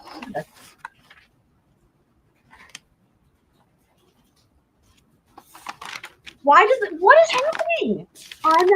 Unreal. Unfucking real. Testify. The jury must fucking hate her, man. That your mother hated Danny at the time that he was killed. You remember saying that? Almost as much as I believe I said hated that. Danny. But the week before he died, your mother was babysitting for Danny, wasn't she? Yes. And nothing but pleasantries between the two of them. That's right. And in fact, she actually made him banana bread specifically the way he liked it, right? It was his favorite. There's no evidence of this banana bread, by the way, guys. I mean, it's just literally the only time we ever hear this is from Wendy. Nuts, but with chocolate chips. That's right. But you think she hated him? I think she was mad at him. Mad at him. There's a difference between being mad. I mean, let me just say, and I don't think the banana bread even happened, but let me just say this, is that logic is flawed, because you know what happens in other cases that we've watched when people really hate somebody, but they're like, oh, here, enjoy this nice food or enjoy this nice drink. You know, a la, take your pick. Corey Richins, the dentist dude who just had a trial recently. I mean, there's a billion. Poison, right? It's like, if you're really like, you really hate somebody and you're really mean to them, it's like, oh, here, look, truce. I made you this lovely dish, fill in the blank. And it's like, yeah, the person receiving it's like, yeah, I'm not going to fucking eat that because I can't trust it. You know what I mean? It's like this anyway, just At someone and hating them, isn't there? exactly. There Was is. it poisoned? Yep. If it was ever made, I I guarantee think you testified that, and there may have been an email that suggested it, that you would have never left Danny if not for your mom and maybe brother's suggestions. okay, Did now you say we're, that? now we're getting. I don't think that was exactly right. I think it was, I probably wouldn't have left, kind of suggesting that maybe I would have wanted to, but wouldn't have had the strength or wherewithal to leave on my own. Okay, isn't it true that Yeah. each year, maybe not every year, but many years, yourself and Danny would, when you finished the school session here at FSU College of Law, you would go down to Coral Springs or Miami, whichever they were at, and you would spend almost 2 weeks with your parents, right? Yes. And that would be yourself and Danny when it was just you, right? Yes. And then after you had the children, all of you went down there, correct? Yes. Well, in fact, what really happened was in the summer of 2012, She just when you decided that you were going to leave Danny, Danny was down there with you, correct? Yes. And the children were there too. Yes. And they were young. How old were they? In 2012, they would have been 2 and 3. And Danny was there, and you actually asked your mom if she'd go out to coffee with you. You remember that? I don't remember that. And you told her then. This is one of my favorite parts. I did hear this one earlier when I was at work. I love this. This is my favorite thing. Let's just let's break this down. 3. And Danny was there, and you actually asked your mom if she'd go out to coffee with you. Remember that? Do you remember that? I don't remember that. Okay, she doesn't remember that. So at this point, your options are move on, bounce around to another oddball, in her own words, or refresh her recollection with something. But instead, and you told her she then doesn't remember it. I that you were going to leave Danny and get a divorce, didn't She you? doesn't remember this. This is, by the way, just a good time to mention, the state could have been objecting to a lot of, they could object to this. Like this is, like just, it's like she's just plowing right ahead and not listening to the answer. It's like objection counsel's out to lunch on another planet and is just not even like, what? That sounds right, but I don't remember that. Okay. And in fact, she suggested counseling to you, and you told her you guys had already been in counseling and it didn't work. Isn't that right? We had been in counseling and it hadn't worked, but again, this sounds like something that could have happened, but I just don't remember. She doesn't the coffee. remember. Fucking hell. Okay, she says. Great. There was also questions of you, several questions about your interview with law enforcement the day that Danny was shot. You recall those questions from the state? I do recall the questions. And they were pointing out things that you had said about your family, your parents, Charlie. Remember those questions? I do. Isn't it true that when you were interviewed by law enforcement, what you said initially was that Danny's parents were going to think that you're the one who did it, right? I did say that. Let's go. Let's go. I'll tell you what, the only redeeming hold on. Sorry. Before I was about to say something nice, but hold on. Who did it, right? I did say that. Watch her. Oh, really? Licking your hand like that? Dude. Okay. I was going to say that now we're getting to what is maybe the only redeeming quality about her, which is starting to sort of eviscerate Wendy, which I'm here for all day, every day, and 50 bazillion times on Sunday, as you guys well know. But then she licked her hand, and now I'm like, well, fuck. I wanted to talk about the relocation a little bit. So you have a relocation hearing on June the 18th. Does that sound right? 2013? Yes, ma'am. Yes. Okay. And leading up to that hearing, you notified your mother by email that because she was going to be testifying in court, she would need to wait outside that hearing, correct? I don't remember that, but that if she was supposed to be a witness, then she couldn't be present for the hearing. May I approach, Your Honor? Yeah, the I'm gonna one show person, you- the one person I wouldn't I'm going defend. to show you what's been marked on identification Period. purposes, Defense Exhibit 49. You know, I've had people, scroll friends ask on these live streams, would you defend so-and-so? I forget who it was even recently, like, naming the people, whatever. Would you defend so-and-so? Would you defend so-and-so? And literally not until Twiz mentioned it, did it dawn, like, he's absolutely right. The one person I wouldn't defend, literally, I just Just read that for me, please, to yourself. not. Chris knows me so well. I would defend anybody but Wendy. Hear me loud and clear, people. Anybody but Wendy, literally. Name anybody. Do you want me to read to the end? No, ma'am, I'm just looking for where you told your mother, get you to agree that you said to her, because you are testifying in court, Mom, you won't be able to sit in on the hearing with me. Is that what Yes. you said? Yes, but I can have Dad there. Yeah, thank you for that, Northwest. Come and get it from you. Okay. Does.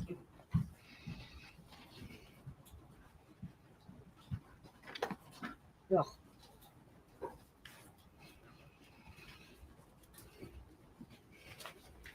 I would defend Sarah Boone, or I would defend, I would not, literally anybody, y'all name it. Anybody but Wendy. Look at her. Super cross-eyed right now too, Heather, right?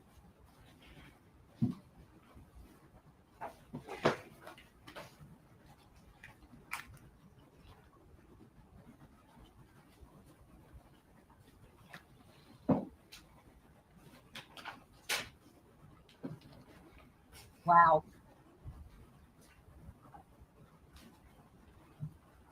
Wow, this is an extra long, wow. Not long before your, in April of 2013. So that would be not long before your divorce was final. You took a trip. I don't know if you were speaking there or someone else was, but you took a trip out of town with a gentleman named Miguel. Oh, You saw that?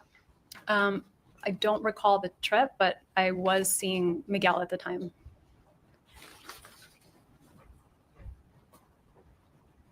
Man.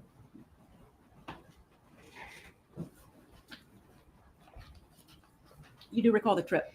Well, I was seeing Miguel at the time, but I don't know what the trip was in April of 2013. I don't remember that.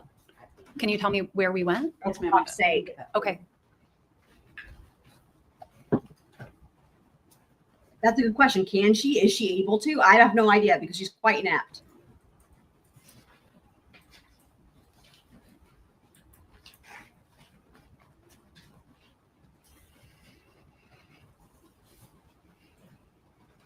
It's a clinical law. Sorry, hold on. Puerto Rico. Does that sound familiar? It was a clinical. See, this is weird. How does she all of a sudden now she's like, that was weird, right? I don't know, man. law professor conference. There's one every year, and She that remembers everything about it. I just, year it was in Puerto Rico. Okay. And did you speak at that, or you were there to get credit hours or something? of that No, nature? I spoke.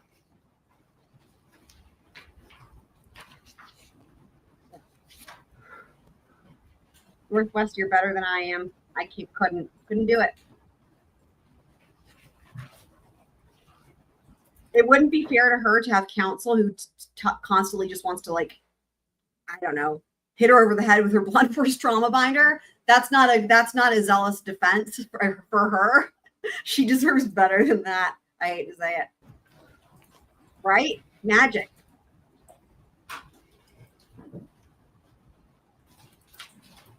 Oh my God. Why? May I approach, Your Honor? I'm going to now show you what's been marked for identification purposes as Defendant's Exhibit 1E. And it's dated April the 28th of 2013 and addressed Dear Renee. You don't need to read it all. Would you familiarize yourself? You don't need to read it all. How much is she gonna fucking read?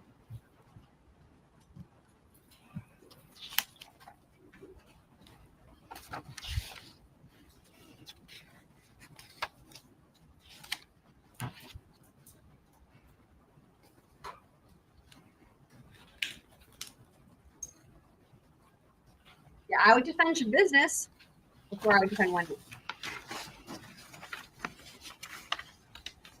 This is almost fair.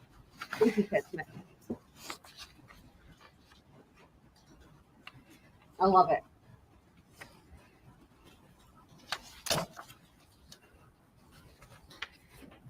Didn't the attorney just tell her she doesn't have to read it, like read the whole thing, like I said, right before?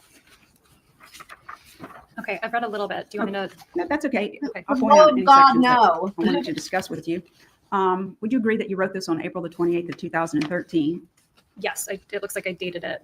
Okay, and that's to Renee. Yes, And you're coming back from your trip to Puerto Rico. yes, And while you were on this trip, your parents were taking care of the boys, correct? yes. And on the first page, down towards the bottom, you have some bullet points about what you would like to do to resolve your divorce, correct? Oh, Well, I think it was not just about my divorce. It was kind of about how I wanted to be living my life overall. Yeah, I was trying not to get into the personal information, but that's right. This entire email is Oh. really about changes you want to make in your life, Oh my correct? God. Yes. Okay. And the last bullet point down at the bottom, it says, I've been coming When you said boobs a la Katie McBanoa, to a place in the last few months where I have realized that I want to keep my job. It allows me the maximum amount of flexibility to spend with my go. kids while allowing the freedom for intellectual exploration. I'm gonna back it up because this is brand new bombshell information we did not have until today. Completely shocked me, I will say.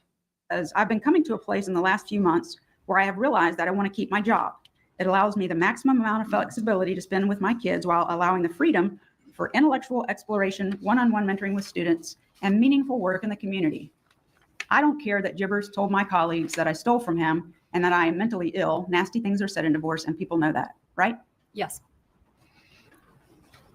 Tallahassee isn't ever where I wanted to live, but it's where the job is.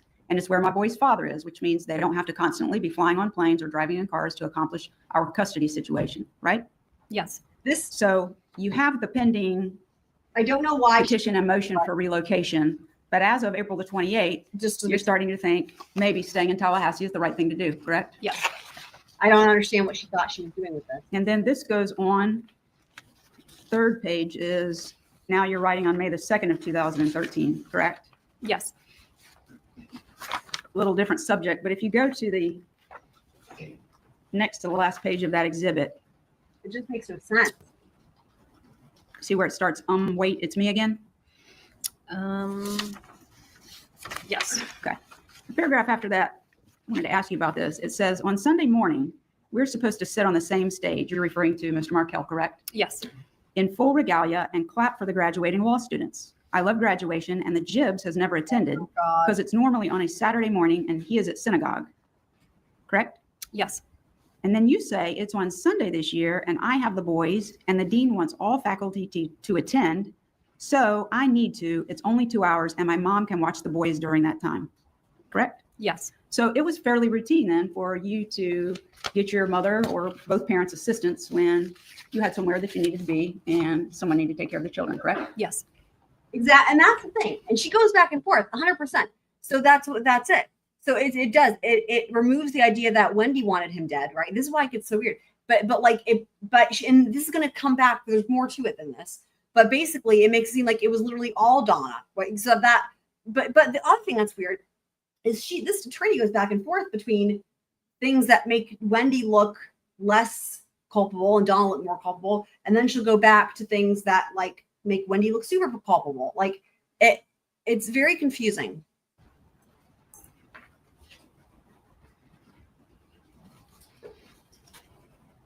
Because she's not Wendy's defense attorney. Her job is not to free Wendy and to convict Donna.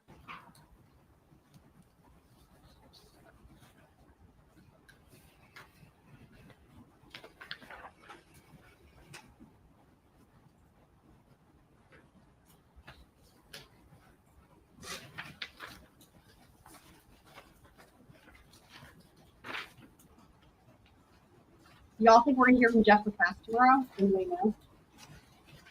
Oh my God, these pauses!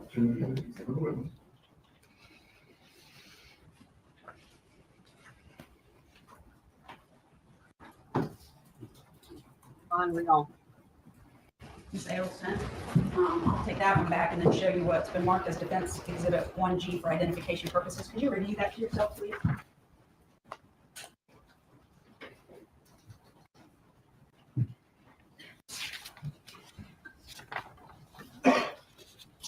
Do I think Glenn is watching this particular stream or watching the trial?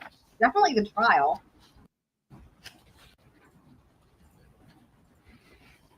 This was to Renee or not? Yeah, you mentioned Renee. So this is on June the 4th of 2013, correct? Yes. And we're approaching the hearing date on the relocation motion, which is set for June the 18th, right?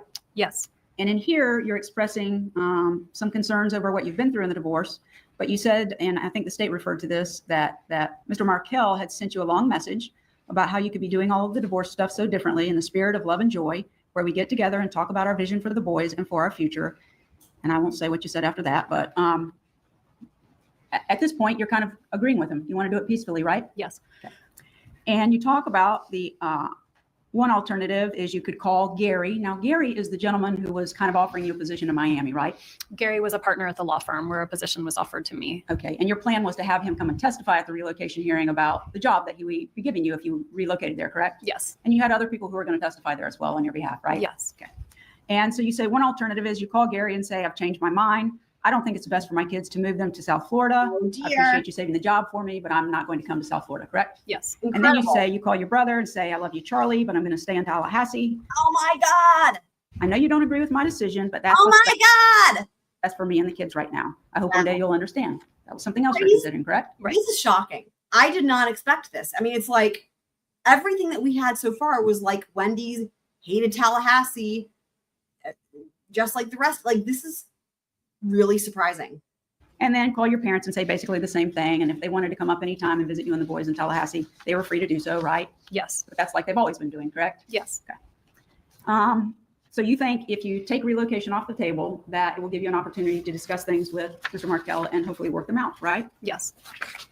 On the next page, you talk about what the alternative vision is, and that's what you currently have planned, which is to have Gary fly up to testify at the hearing, right? Yes. Your mom would testify, right? Yes. They would fly up and spend days with you, correct? Yes. You expected at that time the hearing would last 1 to 2 days, right? Yes. And you were concerned that you would go through all of that, spending more money, being more stressed.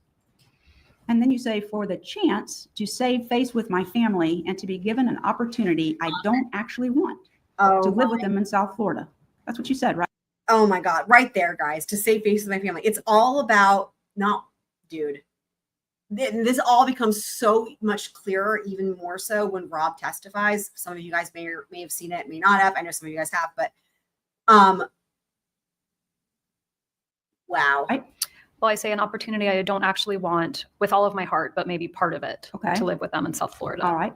And then you say, so I am willing to put myself through all of this just to keep up appearances with my parents and brother that I want to be living down in South Florida or down south with them, even though I don't want to. That's what you said, right? I say, even though I don't want to give up my current flexible job where I get to spend maximum time with my kids so I can be with them. Okay. And that was June the 4th of 2013, right? Yes.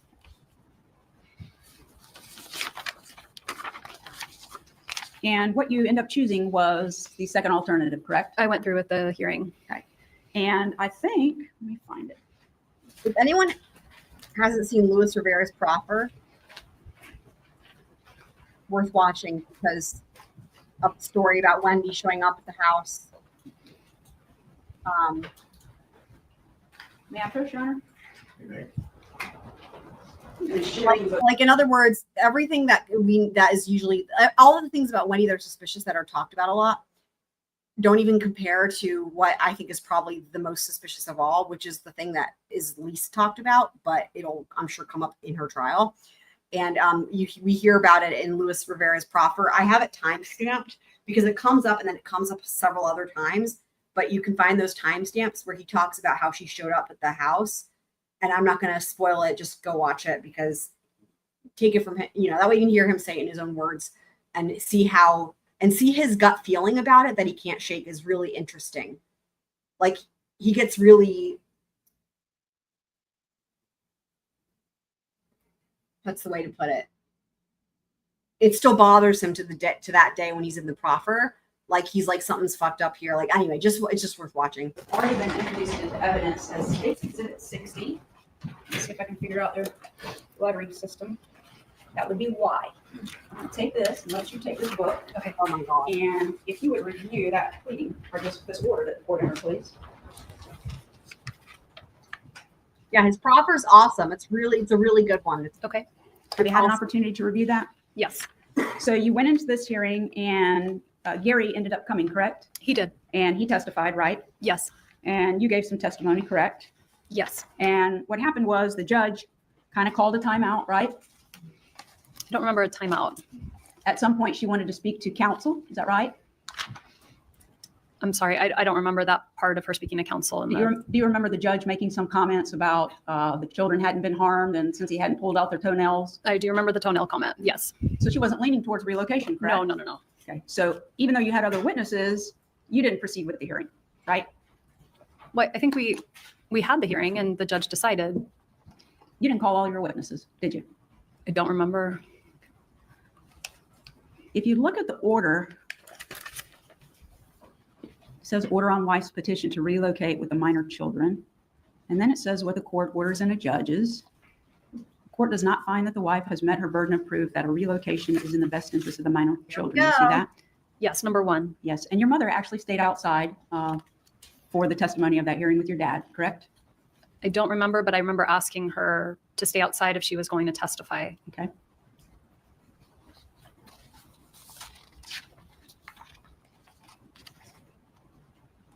And you came outside at some point and told your parents that relocation was denied, correct? Correct. And it's after this hearing, when relocation is denied, that those truly ugly emails that your mother wrote were written by her, correct? Yes. May I approach? Actually, if you'd keep that for a second. Okay.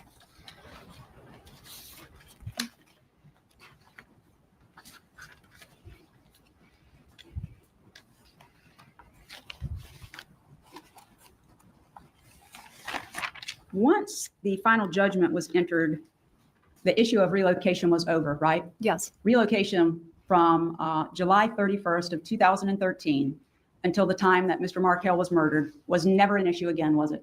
It was never an issue from the day it was decided on July 31st, 2013. That's when it ended. Certainly after the final judgment, correct? Yes. And that's the end of the discussion about relocation, right? Yes. No more plans about how to get relocation. The issue's decided, correct? It was decided.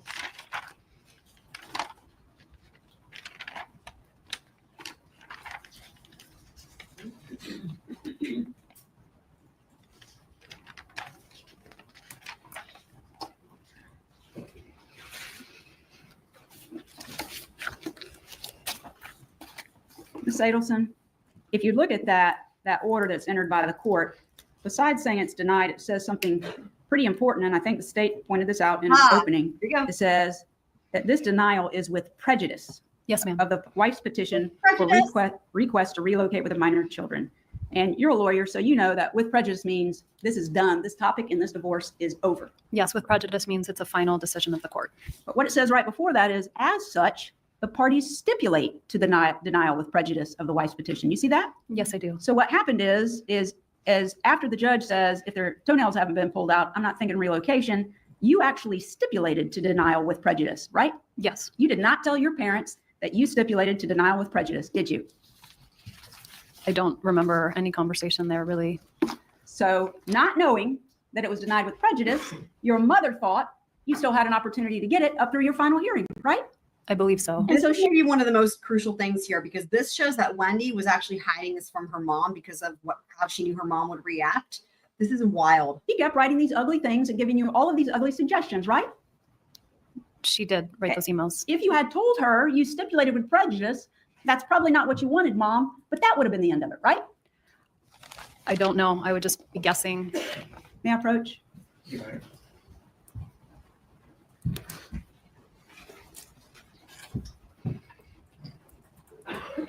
Well, if you just be guessing, after she thought it was finally over on July the 31st, there were no more emails suggesting you do things like she suggested between the hearing date on June the 20th and the final hearing on July the 31st, did she?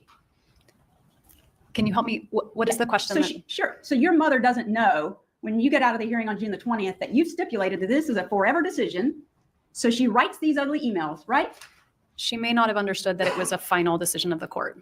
It was a decision of the court because you stipulated to it, Ms. Adelson, didn't you? I did stipulate to And it. she didn't know it. She thought you had up until the final hearing. So she's marching along, trying to come up with more suggestions of how you can pressure Danny and get him to agree for you to relocate, even though you know it's dead, right? I knew that it was a final decision. And after July the 31st, when she thought it was a final decision, she wrote no more emails suggesting you do these crazy things to still try and get relocation, did she?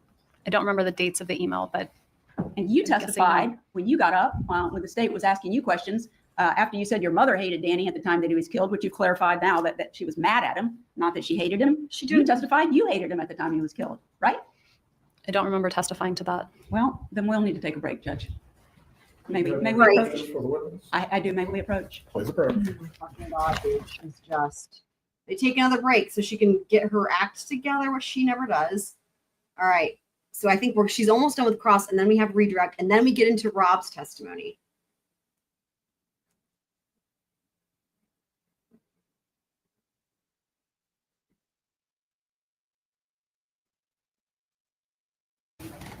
Quiz. They're still over there, but What now?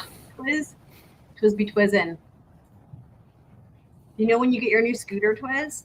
you can bring it in. Bring them. Wait, hold on. You can do better than that. Where is it? Bring the jury. You may be seated. Bring the jury. With your cross-examination, Ms. Fulford. Thank you, Judge. Fucking 5-0, dude. Look at her. She's getting really. She's a lot more nervous. You can tell.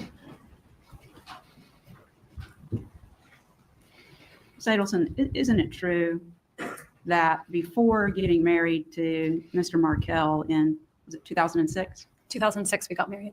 Isn't it true that you've stated that you knew on your fancy wedding day, when you were all dolled up and feeling like you were an actor in someone else's show, you knew it on your honeymoon when you were enjoying the vacation but not thrilled to be there with him? You said, "I'm not sure I liked him, let alone loved him, but I was eager to start a life with someone and he wanted to do it with me." So sad. You recall saying that? I don't recall saying that, no. I have placed in front of you what's been previously marked as Defendant's Exhibit 1B for identification purposes. It's towards the bottom of page 3. That I said that in 2013. Ms. Adelson, you would agree that when Danny Markell was murdered on June the 18th of 2014, your little boys lost their father for the rest of their life. On the day that he was murdered was July 18th, and yes, my boys You lost got the fucking month wrong. The attorney did. their father. They're growing up Unreal. as 11 years have passed without his influence in their life in any way. Isn't that correct? I wouldn't say without his influence in any way, but yes, they've grown up without their father. He's not here to give them advice. He is not. He can't come to any of their functions, sports, anything else. Correct.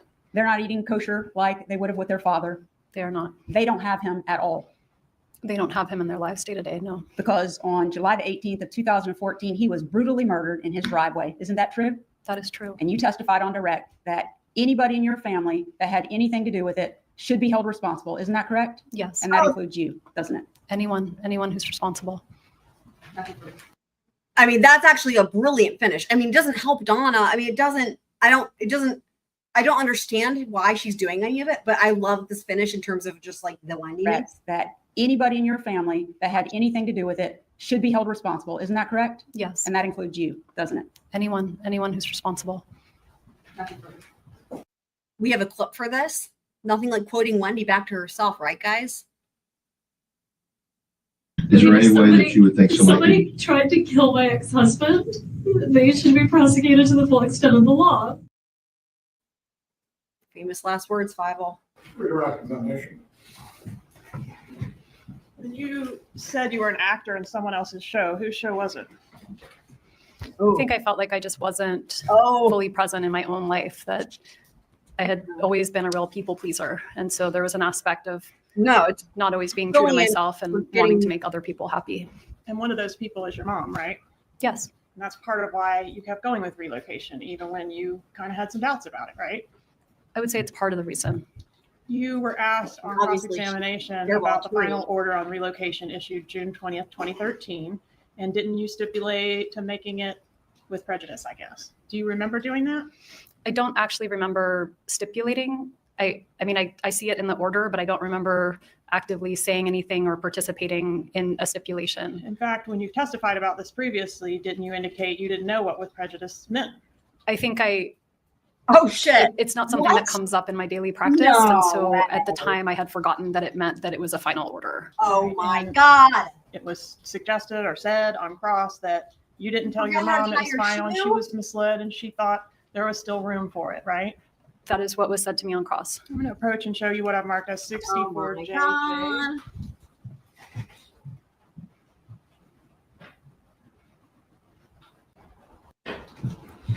Just take a moment to review this exhibit. It might be when we're done.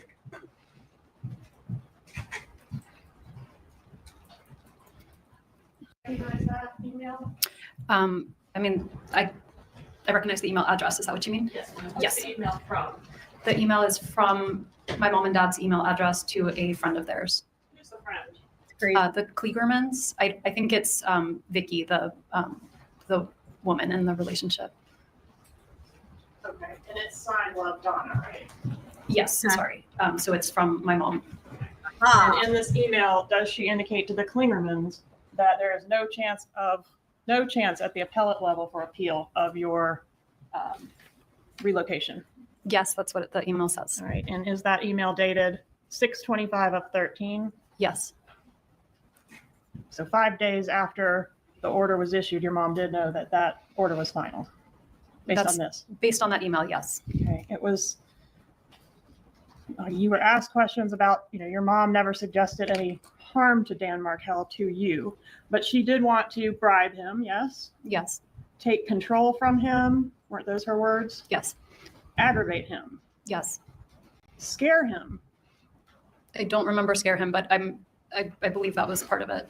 give him some grief, Yes. take something from him, Yes. show that fucker what would make him absolutely miserable, Yes. but Remember, definitely not kill him, she's just a kind, sweet, nice lady. right? I don't know what the question is. Ooh, that's interesting. Hold on. Show that fucker what would make him absolutely miserable, Yes. but definitely not kill him, right? I don't know what the question is. That's Donna, a wild answer right there. What do you guys think of that? How do you not know what the question is? But definitely not kill him, right? Interesting. Oh my God. was caring and devoted to your boys. You were asked about that. That's true, right? And Yes. again, she suspected her parents again, just like Charlie from the get-go in her interview. In fact, she maybe cared a little too much about your life and you and what was going on with you sometimes, right? I don't know that you can care too much. What? Even the Nazi uniform craziness came from her version of some kind of place of love. Would you agree with that? Ooh, Yes. Because interesting. What a good. although her lawyers tried to downplay this, she was suggesting a baptism for these kids, right? Here. Yes. She said she looked into it and could get it done in 2 weeks, right? I believe that's what it said. And didn't she justify the means or claim that this would be harmless to your children because it was just like playing dress up to them, right? Yes. Just like Jake the Pirates. Yes. She thought the ends, relocation, would justify the means, didn't she? Yes. And she thought a move to Now South that Florida right was there was a brilliant question by Georgia, the way she did that. Listen one more time. And Wendy says yes to it. She thought the ends, relocation, would justify the means, didn't she? Yes.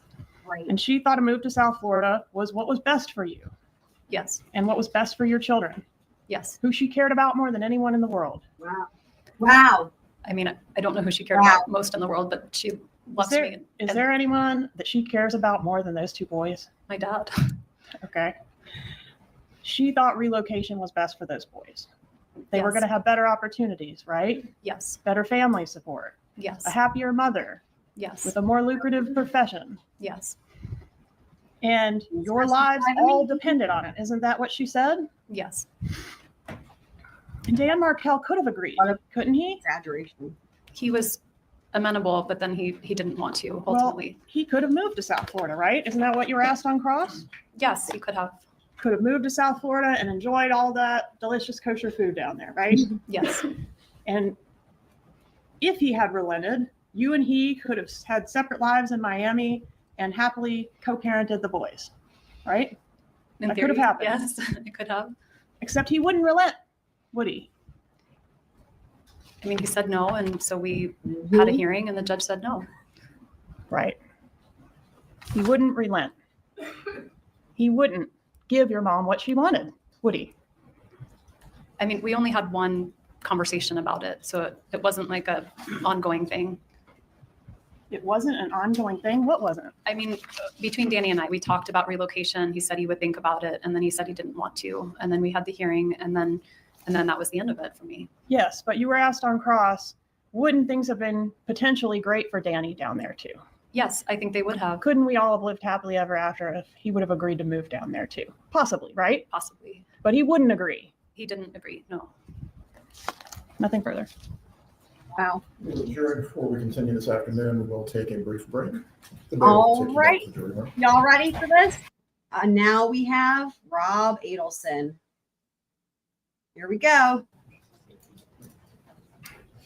Mr. Adelson, before you... Again, for anyone who missed it, I talked about this a little bit at the beginning of the live stream, but at this point, he's never testified in any of these trials. No one knew what he looked like.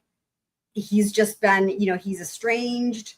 There's this whole backstory about, and they can't, he's not going to be allowed to talk about all of it, and they're not going to be allowed to ask about all of it. But in terms of how Donna, basically, like how she meddled with his first marriage, and the reason, I think it has something to do with like race. There was like a racist thing too, and it was like she gave him an ultimatum, and like he chose the anyway. But basically, he cut the family off because he was like, no more. And this is very sad, but also very honest, credible testimony that, again, apparently the jury was absolutely riveted. And there's a couple really big moments where I was told people in the courtroom that the jury like all looked over at Donna type thing. Testify this afternoon. I just wanted to make sure the court's prior ruling on this matter you understood and you were clear on. When you're testifying, you are not to testify about any opinions that you have concerning whether your family members or your mother may have committed a crime. Do you understand this? Yes. Does the defense or state wish for there to be any further instruction from the court that does not otherwise cover the substance of the ruling?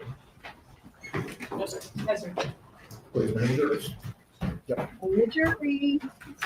Oh, can you imagine though that Valerie, again, as you are watching the evidence and testimony, please remain quiet. If you need to speak with each other, please do so silently or step out in the hallway. There should not be any murmuring happening whatsoever as the witnesses are testifying. Please bring them in. I mean, just the thought of like he's got his dad sitting there in the gallery, you got Donna sitting there as the defendant. Oh man, this has got to be so like the traumaticness of this. Yeah.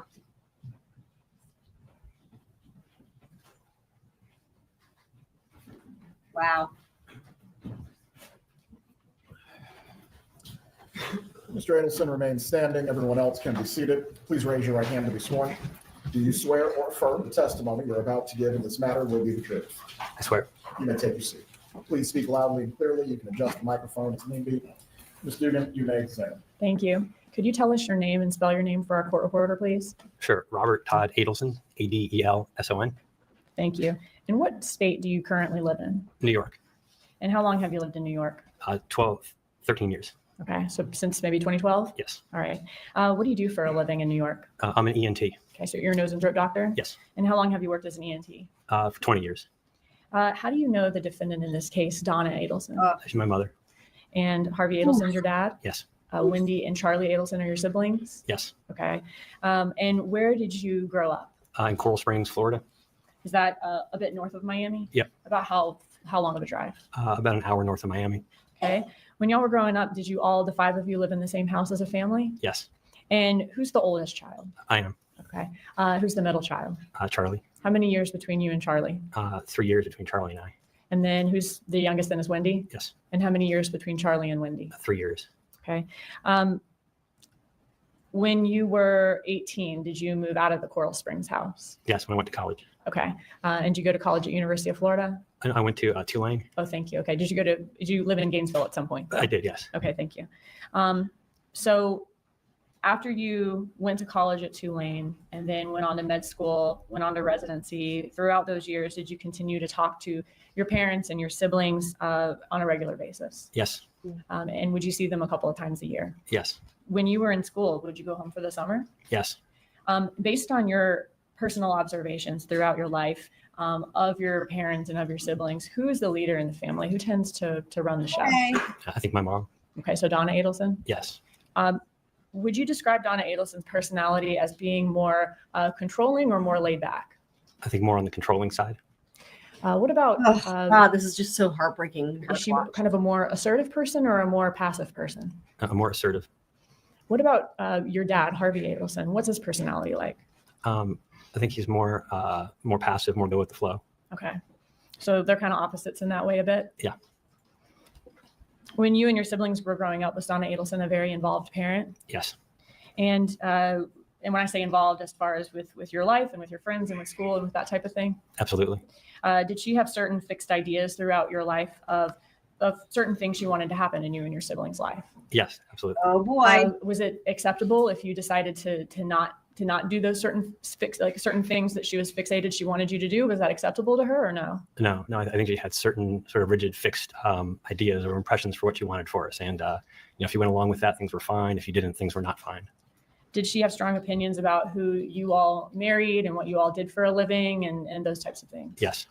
And you're obviously a doctor. Was that an acceptable profession to her? Yeah, that was okay. Okay. Wow. You could tell by the way he answered that was like the one thing that was okay. And that now he's made that like his life's career. Like it's just. And was that one of the reasons you became a doctor? Yes. Yeah. How involved was Donna in yours, Charlie, and Wendy Adelson's life after you grew up, became adults, and had kids of your own? I think still involved. Was she more involved with your life, Charlie's life, or Wendy's life, would you say? Probably more involved with Wendy and probably to a lesser degree with Charlie. Okay. And then would you be she's the least involved with your life out of the three? Yeah, probably because I was older, but sure, I agree. Okay. So you're the oldest child. You're out of the house before the other two? Yep. Okay. And then you also lived other places after you went to college throughout the rest of your life? Yes. Now, was this like a healthy level of involvement that she had with the three of your lives, or was it more of like a micromanaging as you saw it? I think it was certainly between over-involved and controlling. It probably lended itself more toward controlling, but there's in various realms, more or less. But I think certainly that was attention. Okay, so a little more on the controlling side. Yes. And does that include your personal lives as far as your relationships? I appreciate from her that she's not trying to exaggerate what he's saying. Like he said, there's like a spectrum, but like, somewhat, what does he say exactly? Various realms, more or less. Hold on. I think certainly that was attention. Okay. Okay, that was the intention.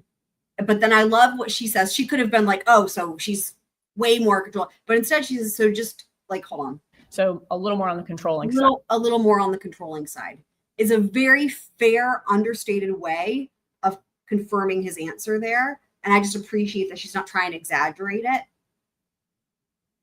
to like make it, you know what I mean? Like, I think it's just this, I really appreciate the way she did this. Yes. And does that include your personal lives as far as your relationships and in your professions, your jobs? Yes. Like this testimony would have felt really kind of cheap, you know what I mean? If the prosecutor tried to like exaggerate it in any way. Does that make sense? You know what I mean by that? Like, anyways.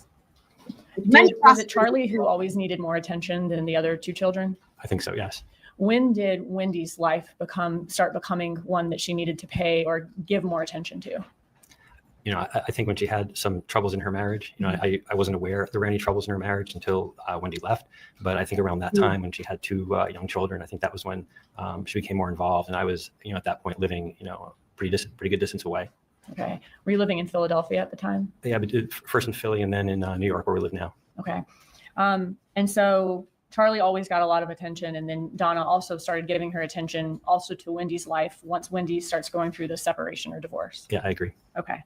From your interactions with Donna Adelson through your whole life growing up and even as an adult, would you describe her as someone who's mentally sharp, thinking about things from all angles, or is she someone who's a little more gullible?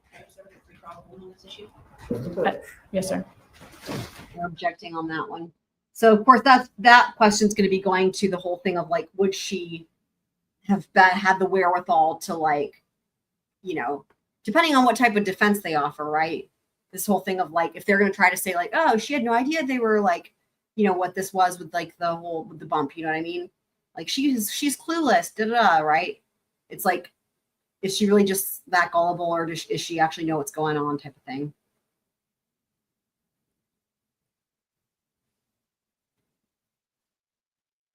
Oh,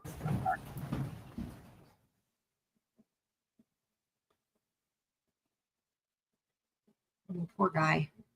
Oh, it's still going.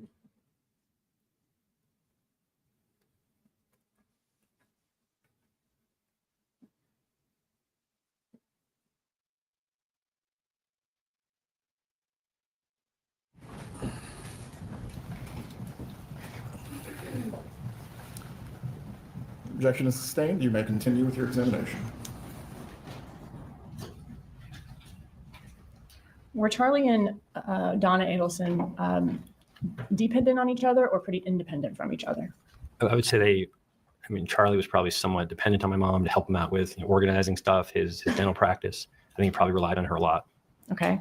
And you mentioned the dental practice. When you were growing up, who owned the dental practice? My dad. Okay. And throughout your life, was Donna Adelson in charge of the money at Adelson Institute? I wouldn't know the inside workings of it, but I always remember my mom like signing the checks and writing the checkbook at the table, like when I was back in middle school or high school. So. Okay. So even back then, she would do some bookkeeping or payroll type things at home. That's my memory of it. Okay.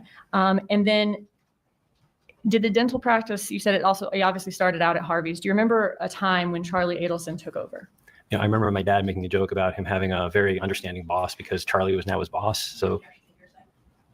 Do not testify to what others have stated out of court. You may testify as to your knowledge, but not what someone else specifically said.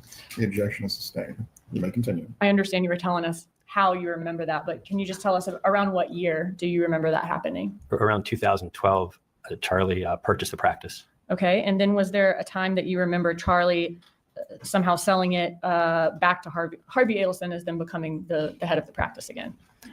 Very odd. I will permit you to answer the question if you have knowledge of this matter. My memory of that was sometime in like fall to winter of 2015 to 16, somewhere right around there. That's my memory. Okay. So fall to winter of 2015. Turning into 2016. That's my memory. Okay. Now, you mentioned Donna Adelson doing payroll at Adelson Institute throughout your life. If someone were to ask Donna Adelson, or if someone asked Donna Adelson to do something, is she the type of person that just snaps to it, or does she have some questions first? Overall, this is not going to motion. You may answer the question. No, I don't think she would just snap to and do what someone told her to. Okay. Is she the type of person who's going to have some questions if you ask her to do something? I think she would definitely have some questions. Okay.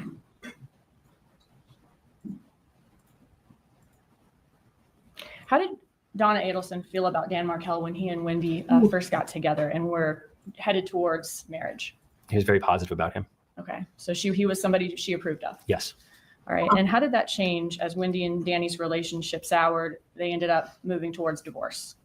So I really only heard anything bad about Danny after Wendy moved out. I didn't hear anything bad about him prior to that date. Okay. So it just kind of went from everything's fine to then hearing bad things about him. Yes. And when you say hearing bad things about him, like from her? From Donna Adelson? Yes. Sorry? Okay. And how did Donna Adelson feel about Dan Markell in 2014? She hated him. Wow. Would this come from your knowledge of that? Come from things that she would say to you? Yes. Did you observe that Wendy played a bit of a damsel in distress, in your opinion, in the divorce? Yes, I think that's a good way to describe it. Yeah. Did Donna Adelson ever talk to you about Wendy Adelson and Dan Markell's divorce? I apologize. Did Donna Adelson? I apologize. Can you hear the question again? Did Donna Adelson ever talk to you about Wendy and Dan Markell's divorce? Some. I mean, the phrase that sticks in my head is that Danny was depoting Wendy to death. I wasn't involved with all the various motions. I remember that phrase. I remember there being a lot of court motions back and forth. But I remember that phrase. I remember some complaints about like very long either mediation or depositions that Wendy had to endure. How sad though, right? That's something that they would say, that he's depoting her to death, right? As just like in terms of the phrase, like doing something like depoting her to death, but like then they actually killed him. You know what I mean? So this is Donna saying Wendy's having to go through these things. Yes. Okay. And just telling you about it. Yes. How did Donna tell you that, or did she tell you that how Wendy was planning to leave Dan Markel and give him the news that she was leaving the marriage. Then you're going to need to rephrase this in such a way the witness can answer, Mr. Sure. How did Donna Adelson describe to you how Wendy Adelson left the marriage? Object to hearsay. Mr. Dugan, please approach. It is hearsay. But the question is it going to be supposed to be going to the truth of the matter or not? Is it being offered for the truth of the matter? Oh, another long one. Continue with your examination. Looks like it was. What did Donna Adelson tell you about the plan for Wendy Adelson to leave the marriage? Sure. When she told me that that she had been in Tallahassee for several months. This is Donna Adelson? Yes. That she had been in Tallahassee for several months, renting a new place for Wendy, arranging for movers, moving money around and getting things set up. I only knew this after Wendy had moved out. But she was relating to me what had occurred over the summer. And so I heard this all at once, but, probably 5-6 days after Wendy had moved out. And then told me that somewhat gleefully or, pleased that they timed the phone call to Danny right before he was supposed to give a speech at the meeting he was at. Okay. So a couple questions about that. You said Donna said that she had been up here in Tallahassee moving money around and getting things ready for Wendy. Do you mean for when Wendy moved out and needed a place of her own? Yes. Okay. And what did Donna tell you that she did to try to, hide the fact that they were renting a place for Wendy? Yeah, that's true. Party. I remember her saying she used her maiden name, so there wouldn't be an Adelson up here renting, or hiring movers or such. And just so word of mouth wouldn't get around that Wendy Adelson was renting an apartment, something like that. Sure. Okay. So they used Donna's maiden name. Yes. Donna did. And then you said that their plan was for Wendy to call Dan Markel as he was getting on stage or right before he got on stage to give a speech at a conference. That's what I was told. Okay. And what was Donna's demeanor when she was describing this plan to you about how she was able to set up this place for Wendy to live in, everything was ready for her, and then this is how she gave Dan the news? I think she sounded... Donna's the one that gave the news? If not, then maybe... I believe the question was, what was her demeanor? You may answer the question. She sounded pleased to me. Did you ever see Donna Adelson doing anything to help Wendy Adelson with the divorce?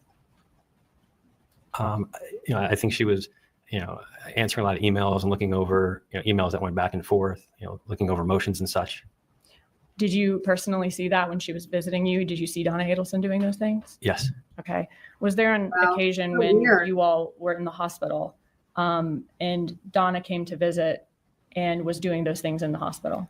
I think it was at our home at the time. If that had been me and I had seen that happening, I would be like, oh my God, that is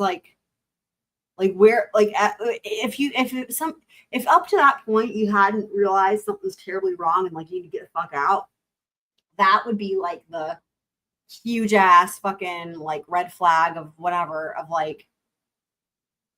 what the fuck?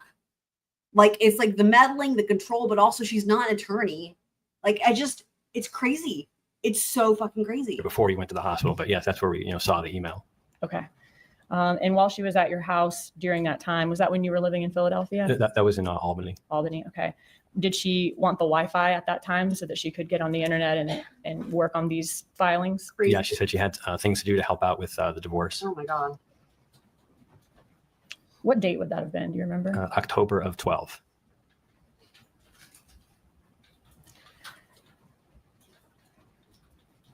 Did Donna Adelson tell you that Wendy Adelson was trying to get permission to relocate to Miami? Yes. And did Donna Adelson tell you about the $1 million bribe she wanted to offer Dan Markel? Yes. Wow. During the year or two after Wendy Adelson left. How do you, okay, yeah, right. I mean, he made the right choice. How do you hear about that and not be yeah, I know they're my family, but yeah, I got to get the fuck far as fuck away as possible. How can, how would you tell someone about this bribe and expect them to not be horrified and expect them to just be normal? It's just mind blowing. Dan Markel, how much time was Donna Adelson spending in Tallahassee? From You have personal knowledge of her being here. You may answer as to your personal knowledge on the subject matter. I can rephrase, Judge. Did Donna Adelson tell you information about how much time she was having to spend in Tallahassee? she said that Wendy needed a lot of help because now she has 2 boys on her own, and so she was up there a lot. And I think yes. Okay. Who cared more about Wendy Adelson's divorce from your conversations? Was it Donna or Charlie? Donna. What types of things does Charlie care about?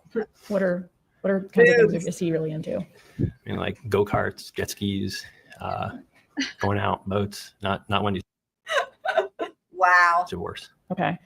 And is Donna Adelson very into her kids and grandkids and Yes. their success? Yes. Do you think Wendy's divorce or her moving, or I guess, do you think Wendy and her boys moving to Miami was particularly important to Charlie Adelson from your observations? I don't think so. During the divorce, from your conversations with Donna, was she fixated on Wendy taking this job with a guy named Gary Cohen in Miami? Yes, that was a common discussion point. Okay. Did she seem like it was just something that she kind of thought would be a good idea, or something that she seemed to have a real obsession with? It came up a lot in my discussions with her about this job with Gary, where she'd be making $1 million a year and to be a partner. And it was something that was brought up a lot, that she'd be able to take care of her kids in a way that she couldn't up in Tallahassee. And then it was probably the one thing that she mentioned to me. The only time I heard any anger after the murder had occurred was that I asked, is Wendy going to go work for Gary now? And she told me that. Did the job end up not working out? As far as I know, it didn't. Okay. And that you heard some anger from Donna when that happened? She said that his partners wouldn't let them hire her until they. Okay. Sorry. But there was some anger there because the job didn't end up working out. Yes. They couldn't hire Wendy, or didn't want to hire Wendy after all. That's what I was told. Okay. Thank you. Now, during the summer of 2014, did Wendy Adelson, I'm going to move on to 2014 now. Did Wendy Adelson send you a text where she referenced having a boyfriend? Yes. And was this before Dan Markel's murder? Yes. Why was that memorable to you? It was just unusual. Wendy never was someone who would, share her, romantic life or boyfriends or, tell me or, text me about anyone she was dating. So it just stood out as, unique or different. Okay. What did she, was there something in particular that she said that struck you as also unusual? Okay. I guess, was it your impression that your parents knew about this boyfriend at the time, or no? No, the text said, don't tell the parents. Sustained. Members of the jury, you are to disregard the last response of the witness. May I approach, Judge? You may. Those were sustained. So let's see what happens.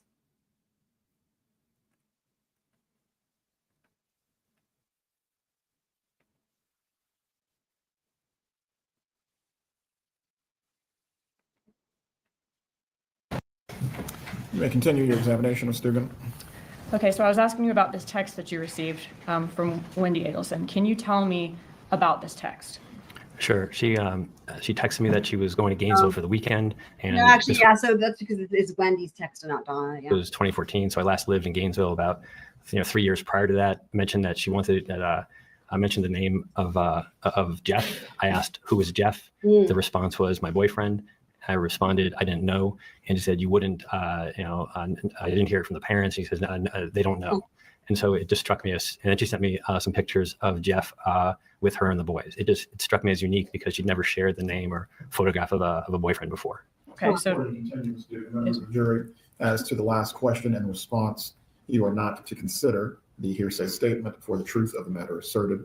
You may continue. Okay. So it was unusual for her to talk to you about boyfriends at all? Yes. But you also felt it was unusual that she's telling you about this boyfriend when even your parents don't know about him yet. Right. And she was closer to her parents at the time than you. Correct. Okay. What date was that text message sent? The very end of June, like 26 or 28 of 14, but that last weekend. Okay. So it was prior to 4th of July weekend. Yes. Okay. And do you remember where in those photographs Wendy is with her sons and Jeff? Like Wakulla Springs, something like that. Okay. And they're in front of a board that said that. And did you let her know you wouldn't mention him to her parents or to your parents? Yes. Wow. Did that strike you as so unusual that after Dan Markel was murdered, you felt, I guess, compelled to tell police, like, hey, I heard she has this boyfriend she hasn't told anybody about named Jeff. Yes, they, I did. The FBI came to my house and I spoke to them once, and either it didn't come up or, it's a bit nerve wracking talking to the FBI, and that they didn't ask any questions about that. And then, I guess over the ensuing week, I'd heard about like this Prius and this, this unsolved murder. And I remembered, it struck me as odd that I was sent these photographs of a boyfriend and not to tell the parents about him. And so that's when I wanted to have a clean conscience. So I reached out to the FBI and I said, I don't know if this matters, but I figured I would, tell you about this. And they came back for a second interview and looked at the pictures. Okay. When is your father, Harvey Adelson's birthday? July 5. Okay. So on July 5th of 2014, how old would he have turned that year? 70. Okay. And this is about 2 to 3 weeks before Dan Markel was killed? Yes. Did your family do anything to celebrate his birthday that year? Yes. We had a party at their condo. Okay. Was there a gift from the family or from any of you to him? No. I remember an email, and my dad is not someone who wants gifts or a big deal made about him. And so, the email is like, your dad doesn't want gifts. He just wants all of his kids to be with him on his birthday. And was that from Donna Adelson? Yes. So she's basically just letting you know you and your kids coming is going to be his gift. Correct. And everybody, all the kids and grandkids being correct. There. Okay. Right. Did the family ever discuss going on a cruise? No, not with me. When a birthday gift is given for somebody in the family, does Donna Adelson typically say, we're going to get him this, everybody owes this much, everybody's going to pay a third, or whatever it is? Yeah, if there was like a big gift we're getting, or they said, we're getting this for someone, and you can. Yeah, I mean, my takeaway from this is Donna decides what the person's getting, and then everyone else just goes along with it because no one wants to go against her. Part of it, that was not uncommon.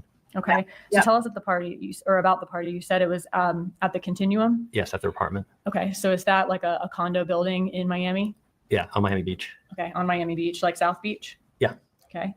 And is the fact that it's an apartment place named the Continuum is just so hilarious to me. Like, it's an apartment. Like, to name it the Continuum is really funny. Is it a secure building? Club name or something? It's very secure. It was, we were staying at a hotel down the street, and there was like, armed guards, and apparently there's a lot of celebrities that live there. It was a very high, very secure building. Okay. Celebrities. And these celebrities that live there, were they people that you knew of? I mean, you knew who they were? Sure. Yeah, A-Rod.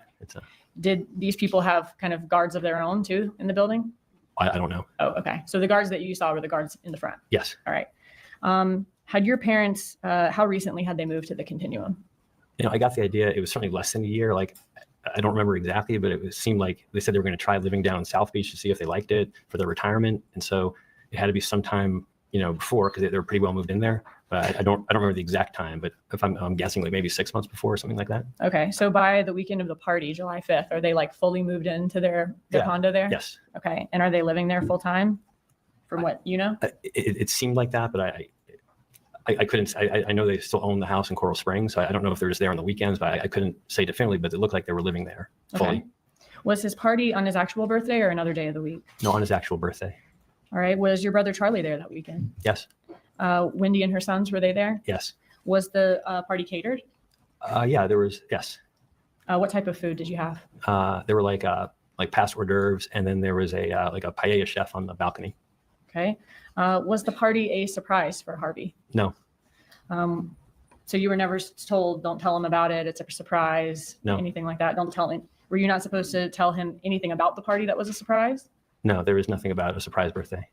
Was there ever a time in the weeks leading up to the party that you heard that the party may be canceled for any reason? No, never. All right. So how did you first hear about Dan Markel's murder?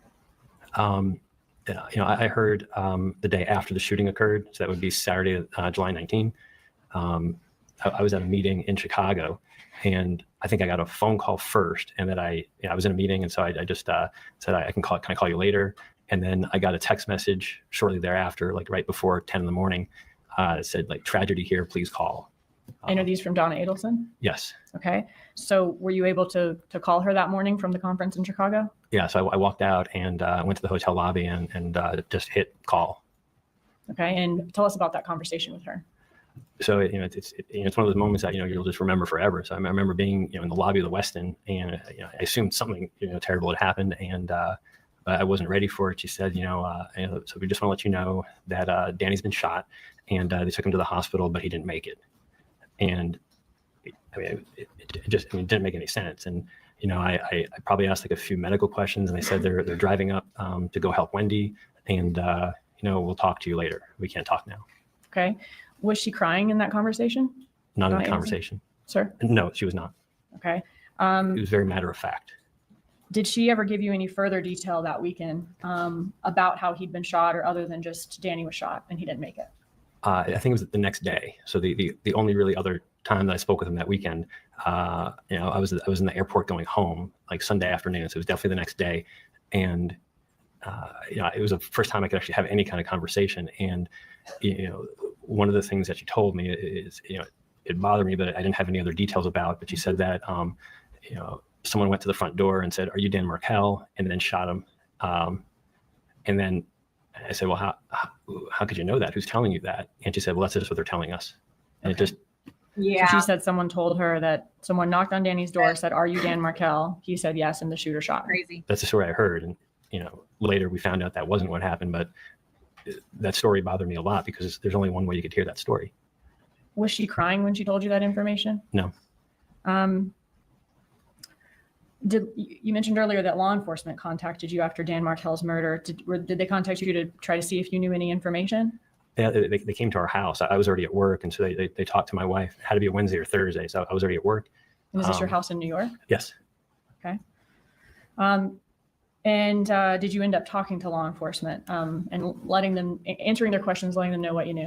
Yeah, they came to my office the next day, and we with two agents, and we had an interview. Okay. After that conversation with, you said it was the FBI earlier, right? Yes. Okay. After that conversation with the FBI, did Donna Adelson ever say anything to you about having talked to law enforcement or the FBI? It was either that afternoon or the next day, but and she called me and said, I just want to let you know, if the police come around, don't talk to them. Okay, so she told you not to talk to law enforcement. Correct. Did you let her know that you already had talked to law Yeah, I enforcement? said I already did. What did she say to that? She said, "Oh, well, you don't know anything anyway." You don't know anything anyway? Correct. Was that an unusual statement coming from your mother?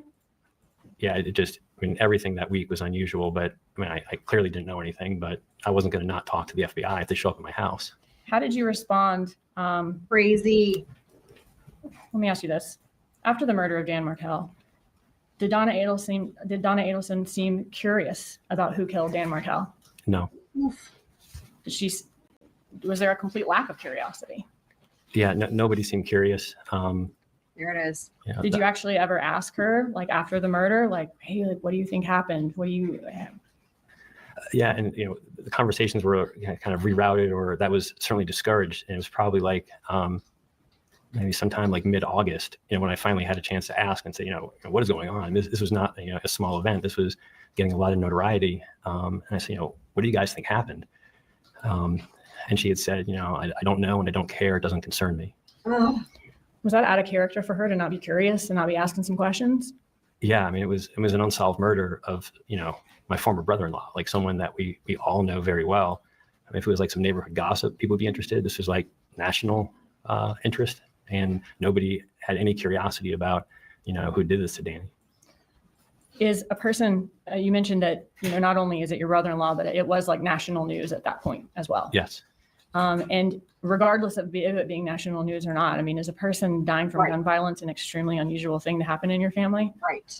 Yeah, to this day, Danny's the only person that I know who's died from gun violence or been a victim of gun violence. So it's unique in that manner. What would your mom, Donna Adelson, do if you did try to ask her any more about Danny's murder after that? It wasn't a subject for discussion. It would be rerouted, or it was just not a subject to discuss. When you say rerouted, do you mean like changing the subject? Yeah. Okay. Crazy. All right. Fast forward to 2016. Do you remember in May of 2016 when Sigfredo Garcia and Luis Rivera were arrested? Yeah, I do. I saw it in the OR lounge. Someone told me about it.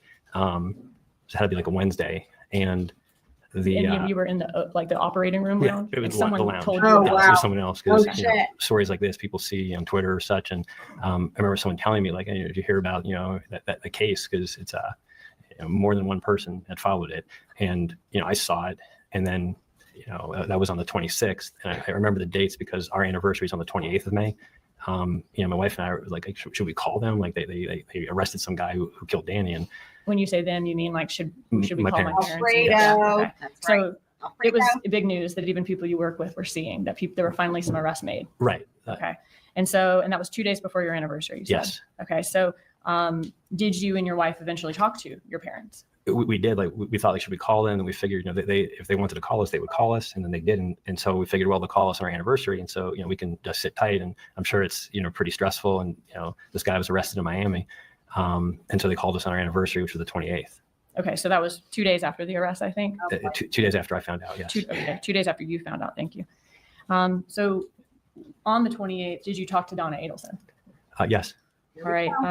And when she called you, was she telling you the good news that Danny's killers were arrested? No, just called us for anniversary, and wished us well, and had some small talk for a bit. I kind of let it go for a little bit. I mean, this was not small news, and so I finally broached the topic and said, they found the guy, they arrested someone who killed Danny. There's no response, and I said it, at least 2 or 3 times that they arrested, they made an arrest, they got the guy who killed Danny. Yeah, and then her response was, I've got to go. Well, And then did she hang up the phone after that? Yes. oh, this poor guy has been carrying this around for years. It's just unfathomable. And did you ever talk to her about it again ever after that? No. Just a second.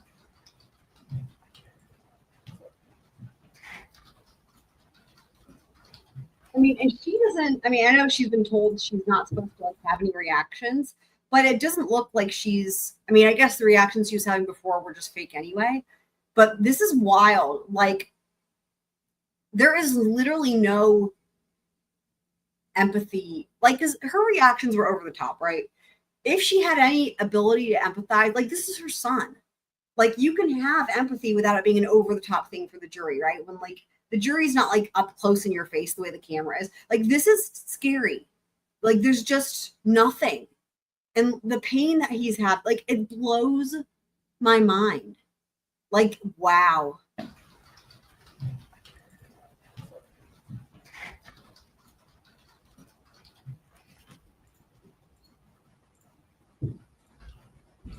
This is wondering if she hadn't heard yet. I'm sure I would be shocked if she hadn't heard, considering Tallahassee is such a small community. Other than, her reaching out for happy birthdays, happy anniversaries, that kind of thing, was that the last conversation you had with her? That was the last time I spoke to her. Okay. That's all. Thank you. Wow. Twist says he's happy. They can't. Okay. Good afternoon, sir. Good afternoon. She's back.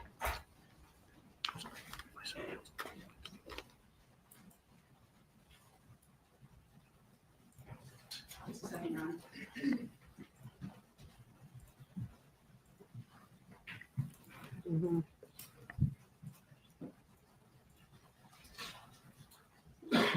And I think too, look at him.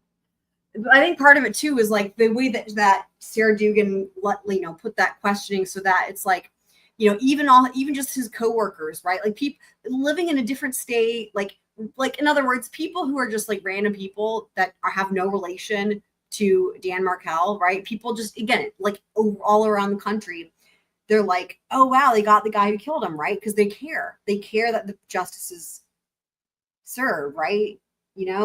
And like, but that's the whole thing. It's like, but who's the one lone family, right?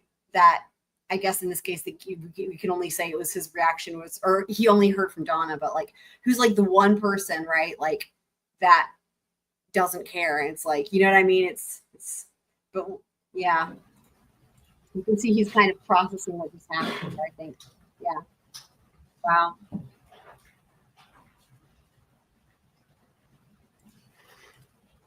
It's going to be a short cross. I haven't seen the cross yet, but I'm really short.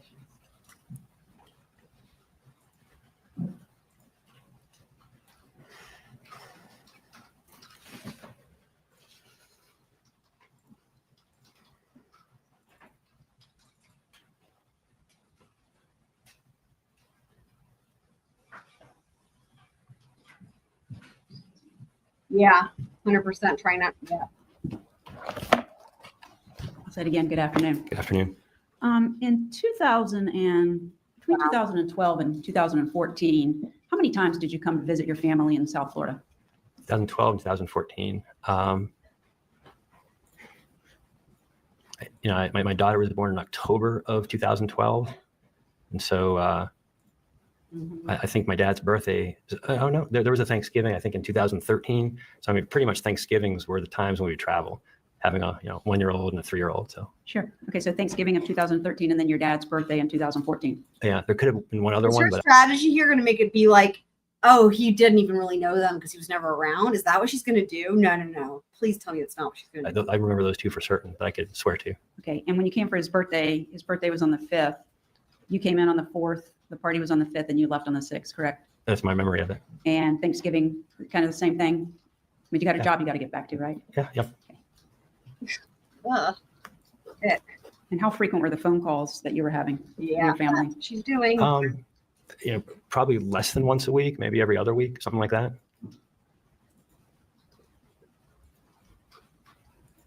And when I say family, I think I'm referring to Donna. Sure. Okay. Now, you were here on the 5th for your dad's birthday. You said you went home on the 6th. Yep.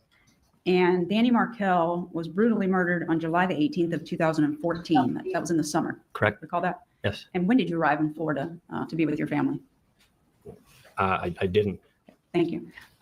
You had mentioned in your direct testimony that your mom called and said you should talk to the police. You recall that? Here's the thing. That's real rich of her to make that type of insinuation when, as we know, Wendy and the boys didn't go to his, I forget if it was a memorial or a funeral, but either way, like the Adelsons did not go to his funeral/memorial. They didn't go. So to just even be like, you didn't come to be with your family, like the family wasn't grieving. Oh, God. Yeah, I do. Yes. What actually happened was a family friend, Michael Weinstein, you know him, correct? I do. Yeah. Your mom indicated that he had called and advised that as a family friend and an attorney that you all should not talk to the police. That's what she told you, isn't it? Yeah. Thank you. I don't have anything further. Redirect examination. Direct.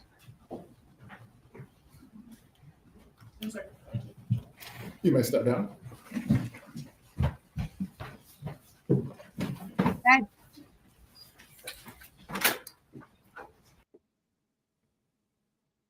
I wonder if she's just gotten to the point where she doesn't care to fake it. Like she's not trying to fake it anymore. I feel like this is really more indicative of her actual emotional state, which is just coldness. And maybe it became too exhausting for her to do the faking thing. Plus she got scolded, but like, this is really interesting to me. It's a very different, like her demeanor now with Rob's testimony to me is different than the rest of the whole trial so far. What do you guys make of that? It's wild. No, my understanding from people that were there is that he didn't look at Harvey, he didn't look at Donna, and he came in and out of a separate door that they've never seen any other witnesses use. Like they didn't even know it was like a door. Like he came in, like they snuck him in. Probably because they just, for his own sake, like I would imagine that it's traumatizing for him. And imagine too, right? Like the whole thing with the control and the, it's just like when you think about people with like an abuser, it's like, you don't want them to have to be subjected to that type of like trying to control you with my eyes thing, So, my understanding is like he didn't have absolutely, and him and Wendy didn't even pass each other. That's the other thing. That's because they had him go through this like completely separate way. He didn't pass Wendy. He didn't come into contact with Donna or Harvey. And I don't think he would have wanted a hug from Harvey, to be honest. Twist says, I wanted him to say Wendy should get in trouble too. He didn't say it in so many words, but it was there. There's little bits and pieces in there. And the thing is too, right? His testimony was quite limited. And you have to remember that like at Wendy's trial, what would be allowed to come in would be very different, right?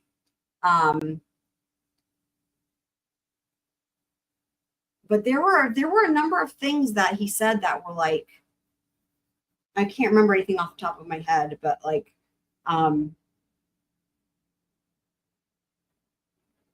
you could tell that he was being very careful, right? And a lot of times when he was being very careful, the way I understood the way he was doing that is he was like not being specific, like by using things like they or them, right? And not being specific. But those types of words are implicating everybody, right?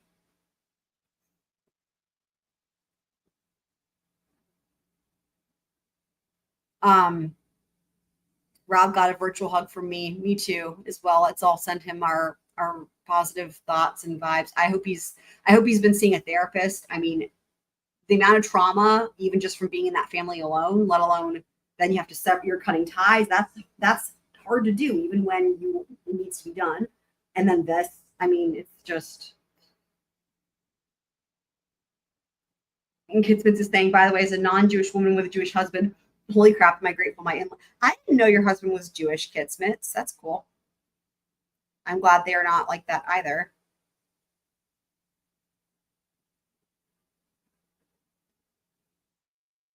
Yeah, we can all send him our hugs too through Nightbot, because Nightbot just adds another element of heart to it. We all know why. Tiny hands, but a big heart. That Nightbot. So I do expect, I would imagine we'll see Jeff tomorrow. You know, will we see Junum Chunda? Will we see the jailhouse snitches? I feel like the state has moved through I feel like they're already they've moved through a whole lot within just 2 days, right? I mean, all these other witnesses have been really short apart from, you know, Wendy. And Wendy was on the stand a lot longer than I expected, actually. And speaking of which, there is one more witness, but it's extremely short. And it's literally just a law enforcement officer who sees Wendy, as you can see here. Law enforcement officer who sees Wendy at Trescott, right? And that's it. So, and again, he's testified in all the other trials.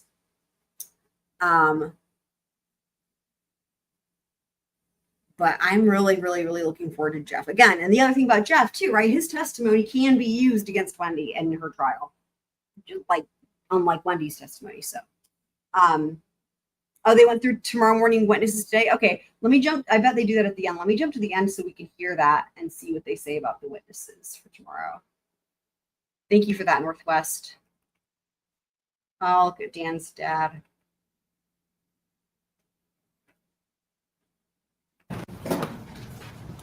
Thank you so much, Northwest, for that. We're done for the day. We're just holding it. Okay, so I guess it wasn't there. Donna took her hair tie out. Northwest, do you remember where it is after a little while? Okay, got it. Staying on the record. Got it. Got it. Wait, no, they went to the seal. So it must have been before. Hold on, let me see if it's like.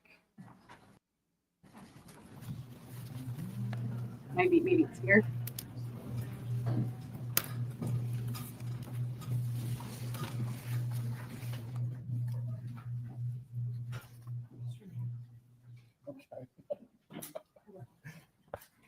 All right, brief discussion of Here it is. tomorrow. The witnesses that were supposed to be the PM are they now going to be our AM witnesses state tomorrow morning? Yes, Your Honor. All right, very well. Parties need to be heard before we go to recess. That's it? Nothing from the state judge. No judge. There was one thing, can we approach about it though? Yes. Huh. So they don't name who they are? Because they just excused the jury.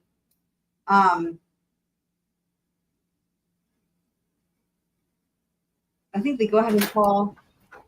Interesting. Yeah, they go ahead and call this dude. Yeah, that's it. So they don't say who it is. Okay, got it. They don't say who it is. All right. They're ahead of schedule. It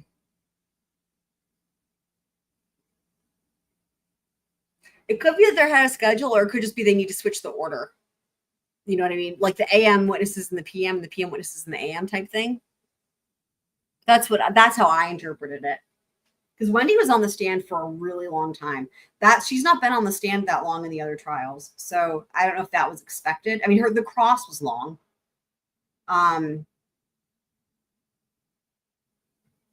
Sigfredo hasn't testified at any of the trials. I don't expect him to. I don't think we're going to see. I mean, I'm sure he's on the witness list, but I don't think They don't call, he's not testified at any of the trials. I don't think they're going to call him.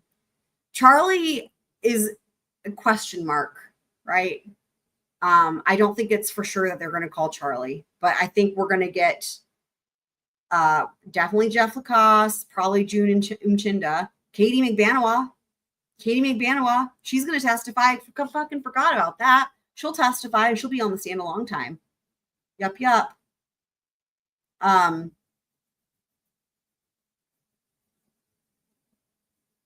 What's the killer's name? What? You mean Alfredo and Luis?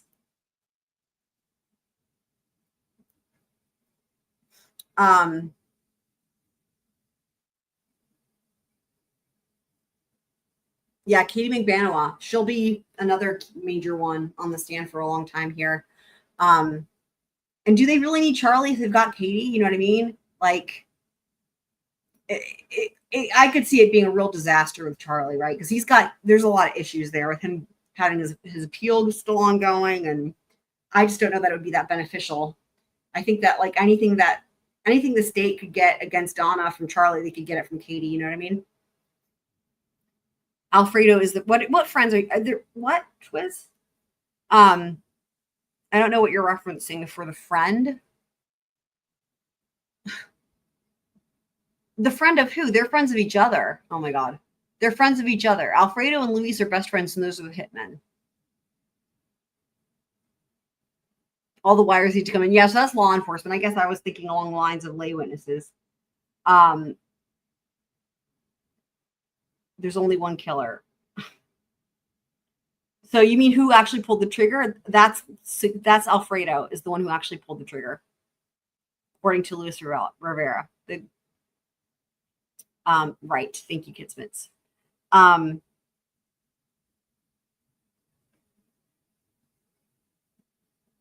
Twiz, I already answered. Oh my God. It takes a minute sometimes to figure out what Twiz is asking. So, right. And for the jail phone calls, they'll have to have somebody, well, unless they stipulate. They could stipulate to just like, the authenticity of the jail phone calls. But if not, they'll have to have like somebody come in and lay that foundation. I did. Were you not listening? I said, if you're talking about there's only one killer as in the person who pulled the trigger, I said, that's Sigfredo. And then I said, according to Luis Rivera, because Sigfredo's never said a goddamn word. But according to Luis Rivera, Sigfredo's the one that pulled the trigger and Luis was the driver. Sillies.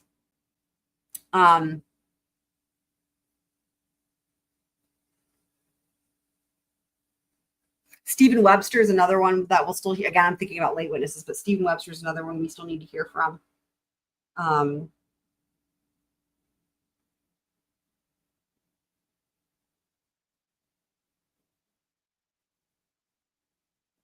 Y'all. I said 2 names. I don't know what you're saying. What? I don't know what that means. Sigfredo and Luis, those are 2 names. Anyway, so just as here's one of the things that I'm thinking for, by the way, guys, with all the new stuff that's come out for BK, as far as the pictures and stuff, what I'm thinking of trying to do is do a project like a video where I take the body cam footage that's been released with like going through the house and whatnot, and then also the statements from Dylan and Bethany. And I'm trying to think of if it's possible, it might be a whole project, but like where I can like make a video where when they get to the part where like they're in the house and they're like walking through, because there's like, now there's like all these pictures where we're seeing things from multiple angles, like that I can like combine it so that you get to, it's like almost like as if you could imagine pausing the body cam. Like if you're the person there, like, right, imagine you're going through the house. It's like as if you could press pause and then do like a 360 view of where you're at. And then, you know what I mean? That type of thing. And then the same thing for whenever they're giving their statements and they're describing things that are happening, like pause the video and then showing the pictures of that place of the house. I don't know if I'm describing it very well, but in my head, I was trying to think of like, there's just so much. And I'm like, but like one thing that I've noticed is like for me and then for other people, it's like, it's going back and forth between this picture and then that picture and then cut to the video and then back to the pictures. And even just logistically, like on StreamYard, it's a lot of unshare, reshare, pulling up a tab, you know what I mean? And I was like, like maybe it's just worth it to just sort of put everything together where you get to the certain point and you're like, oh, I need that picture for reference. Like just put it all in there so it's all one thing. So anyways, why do I have to stay live for 53 minutes specifically? That's interesting.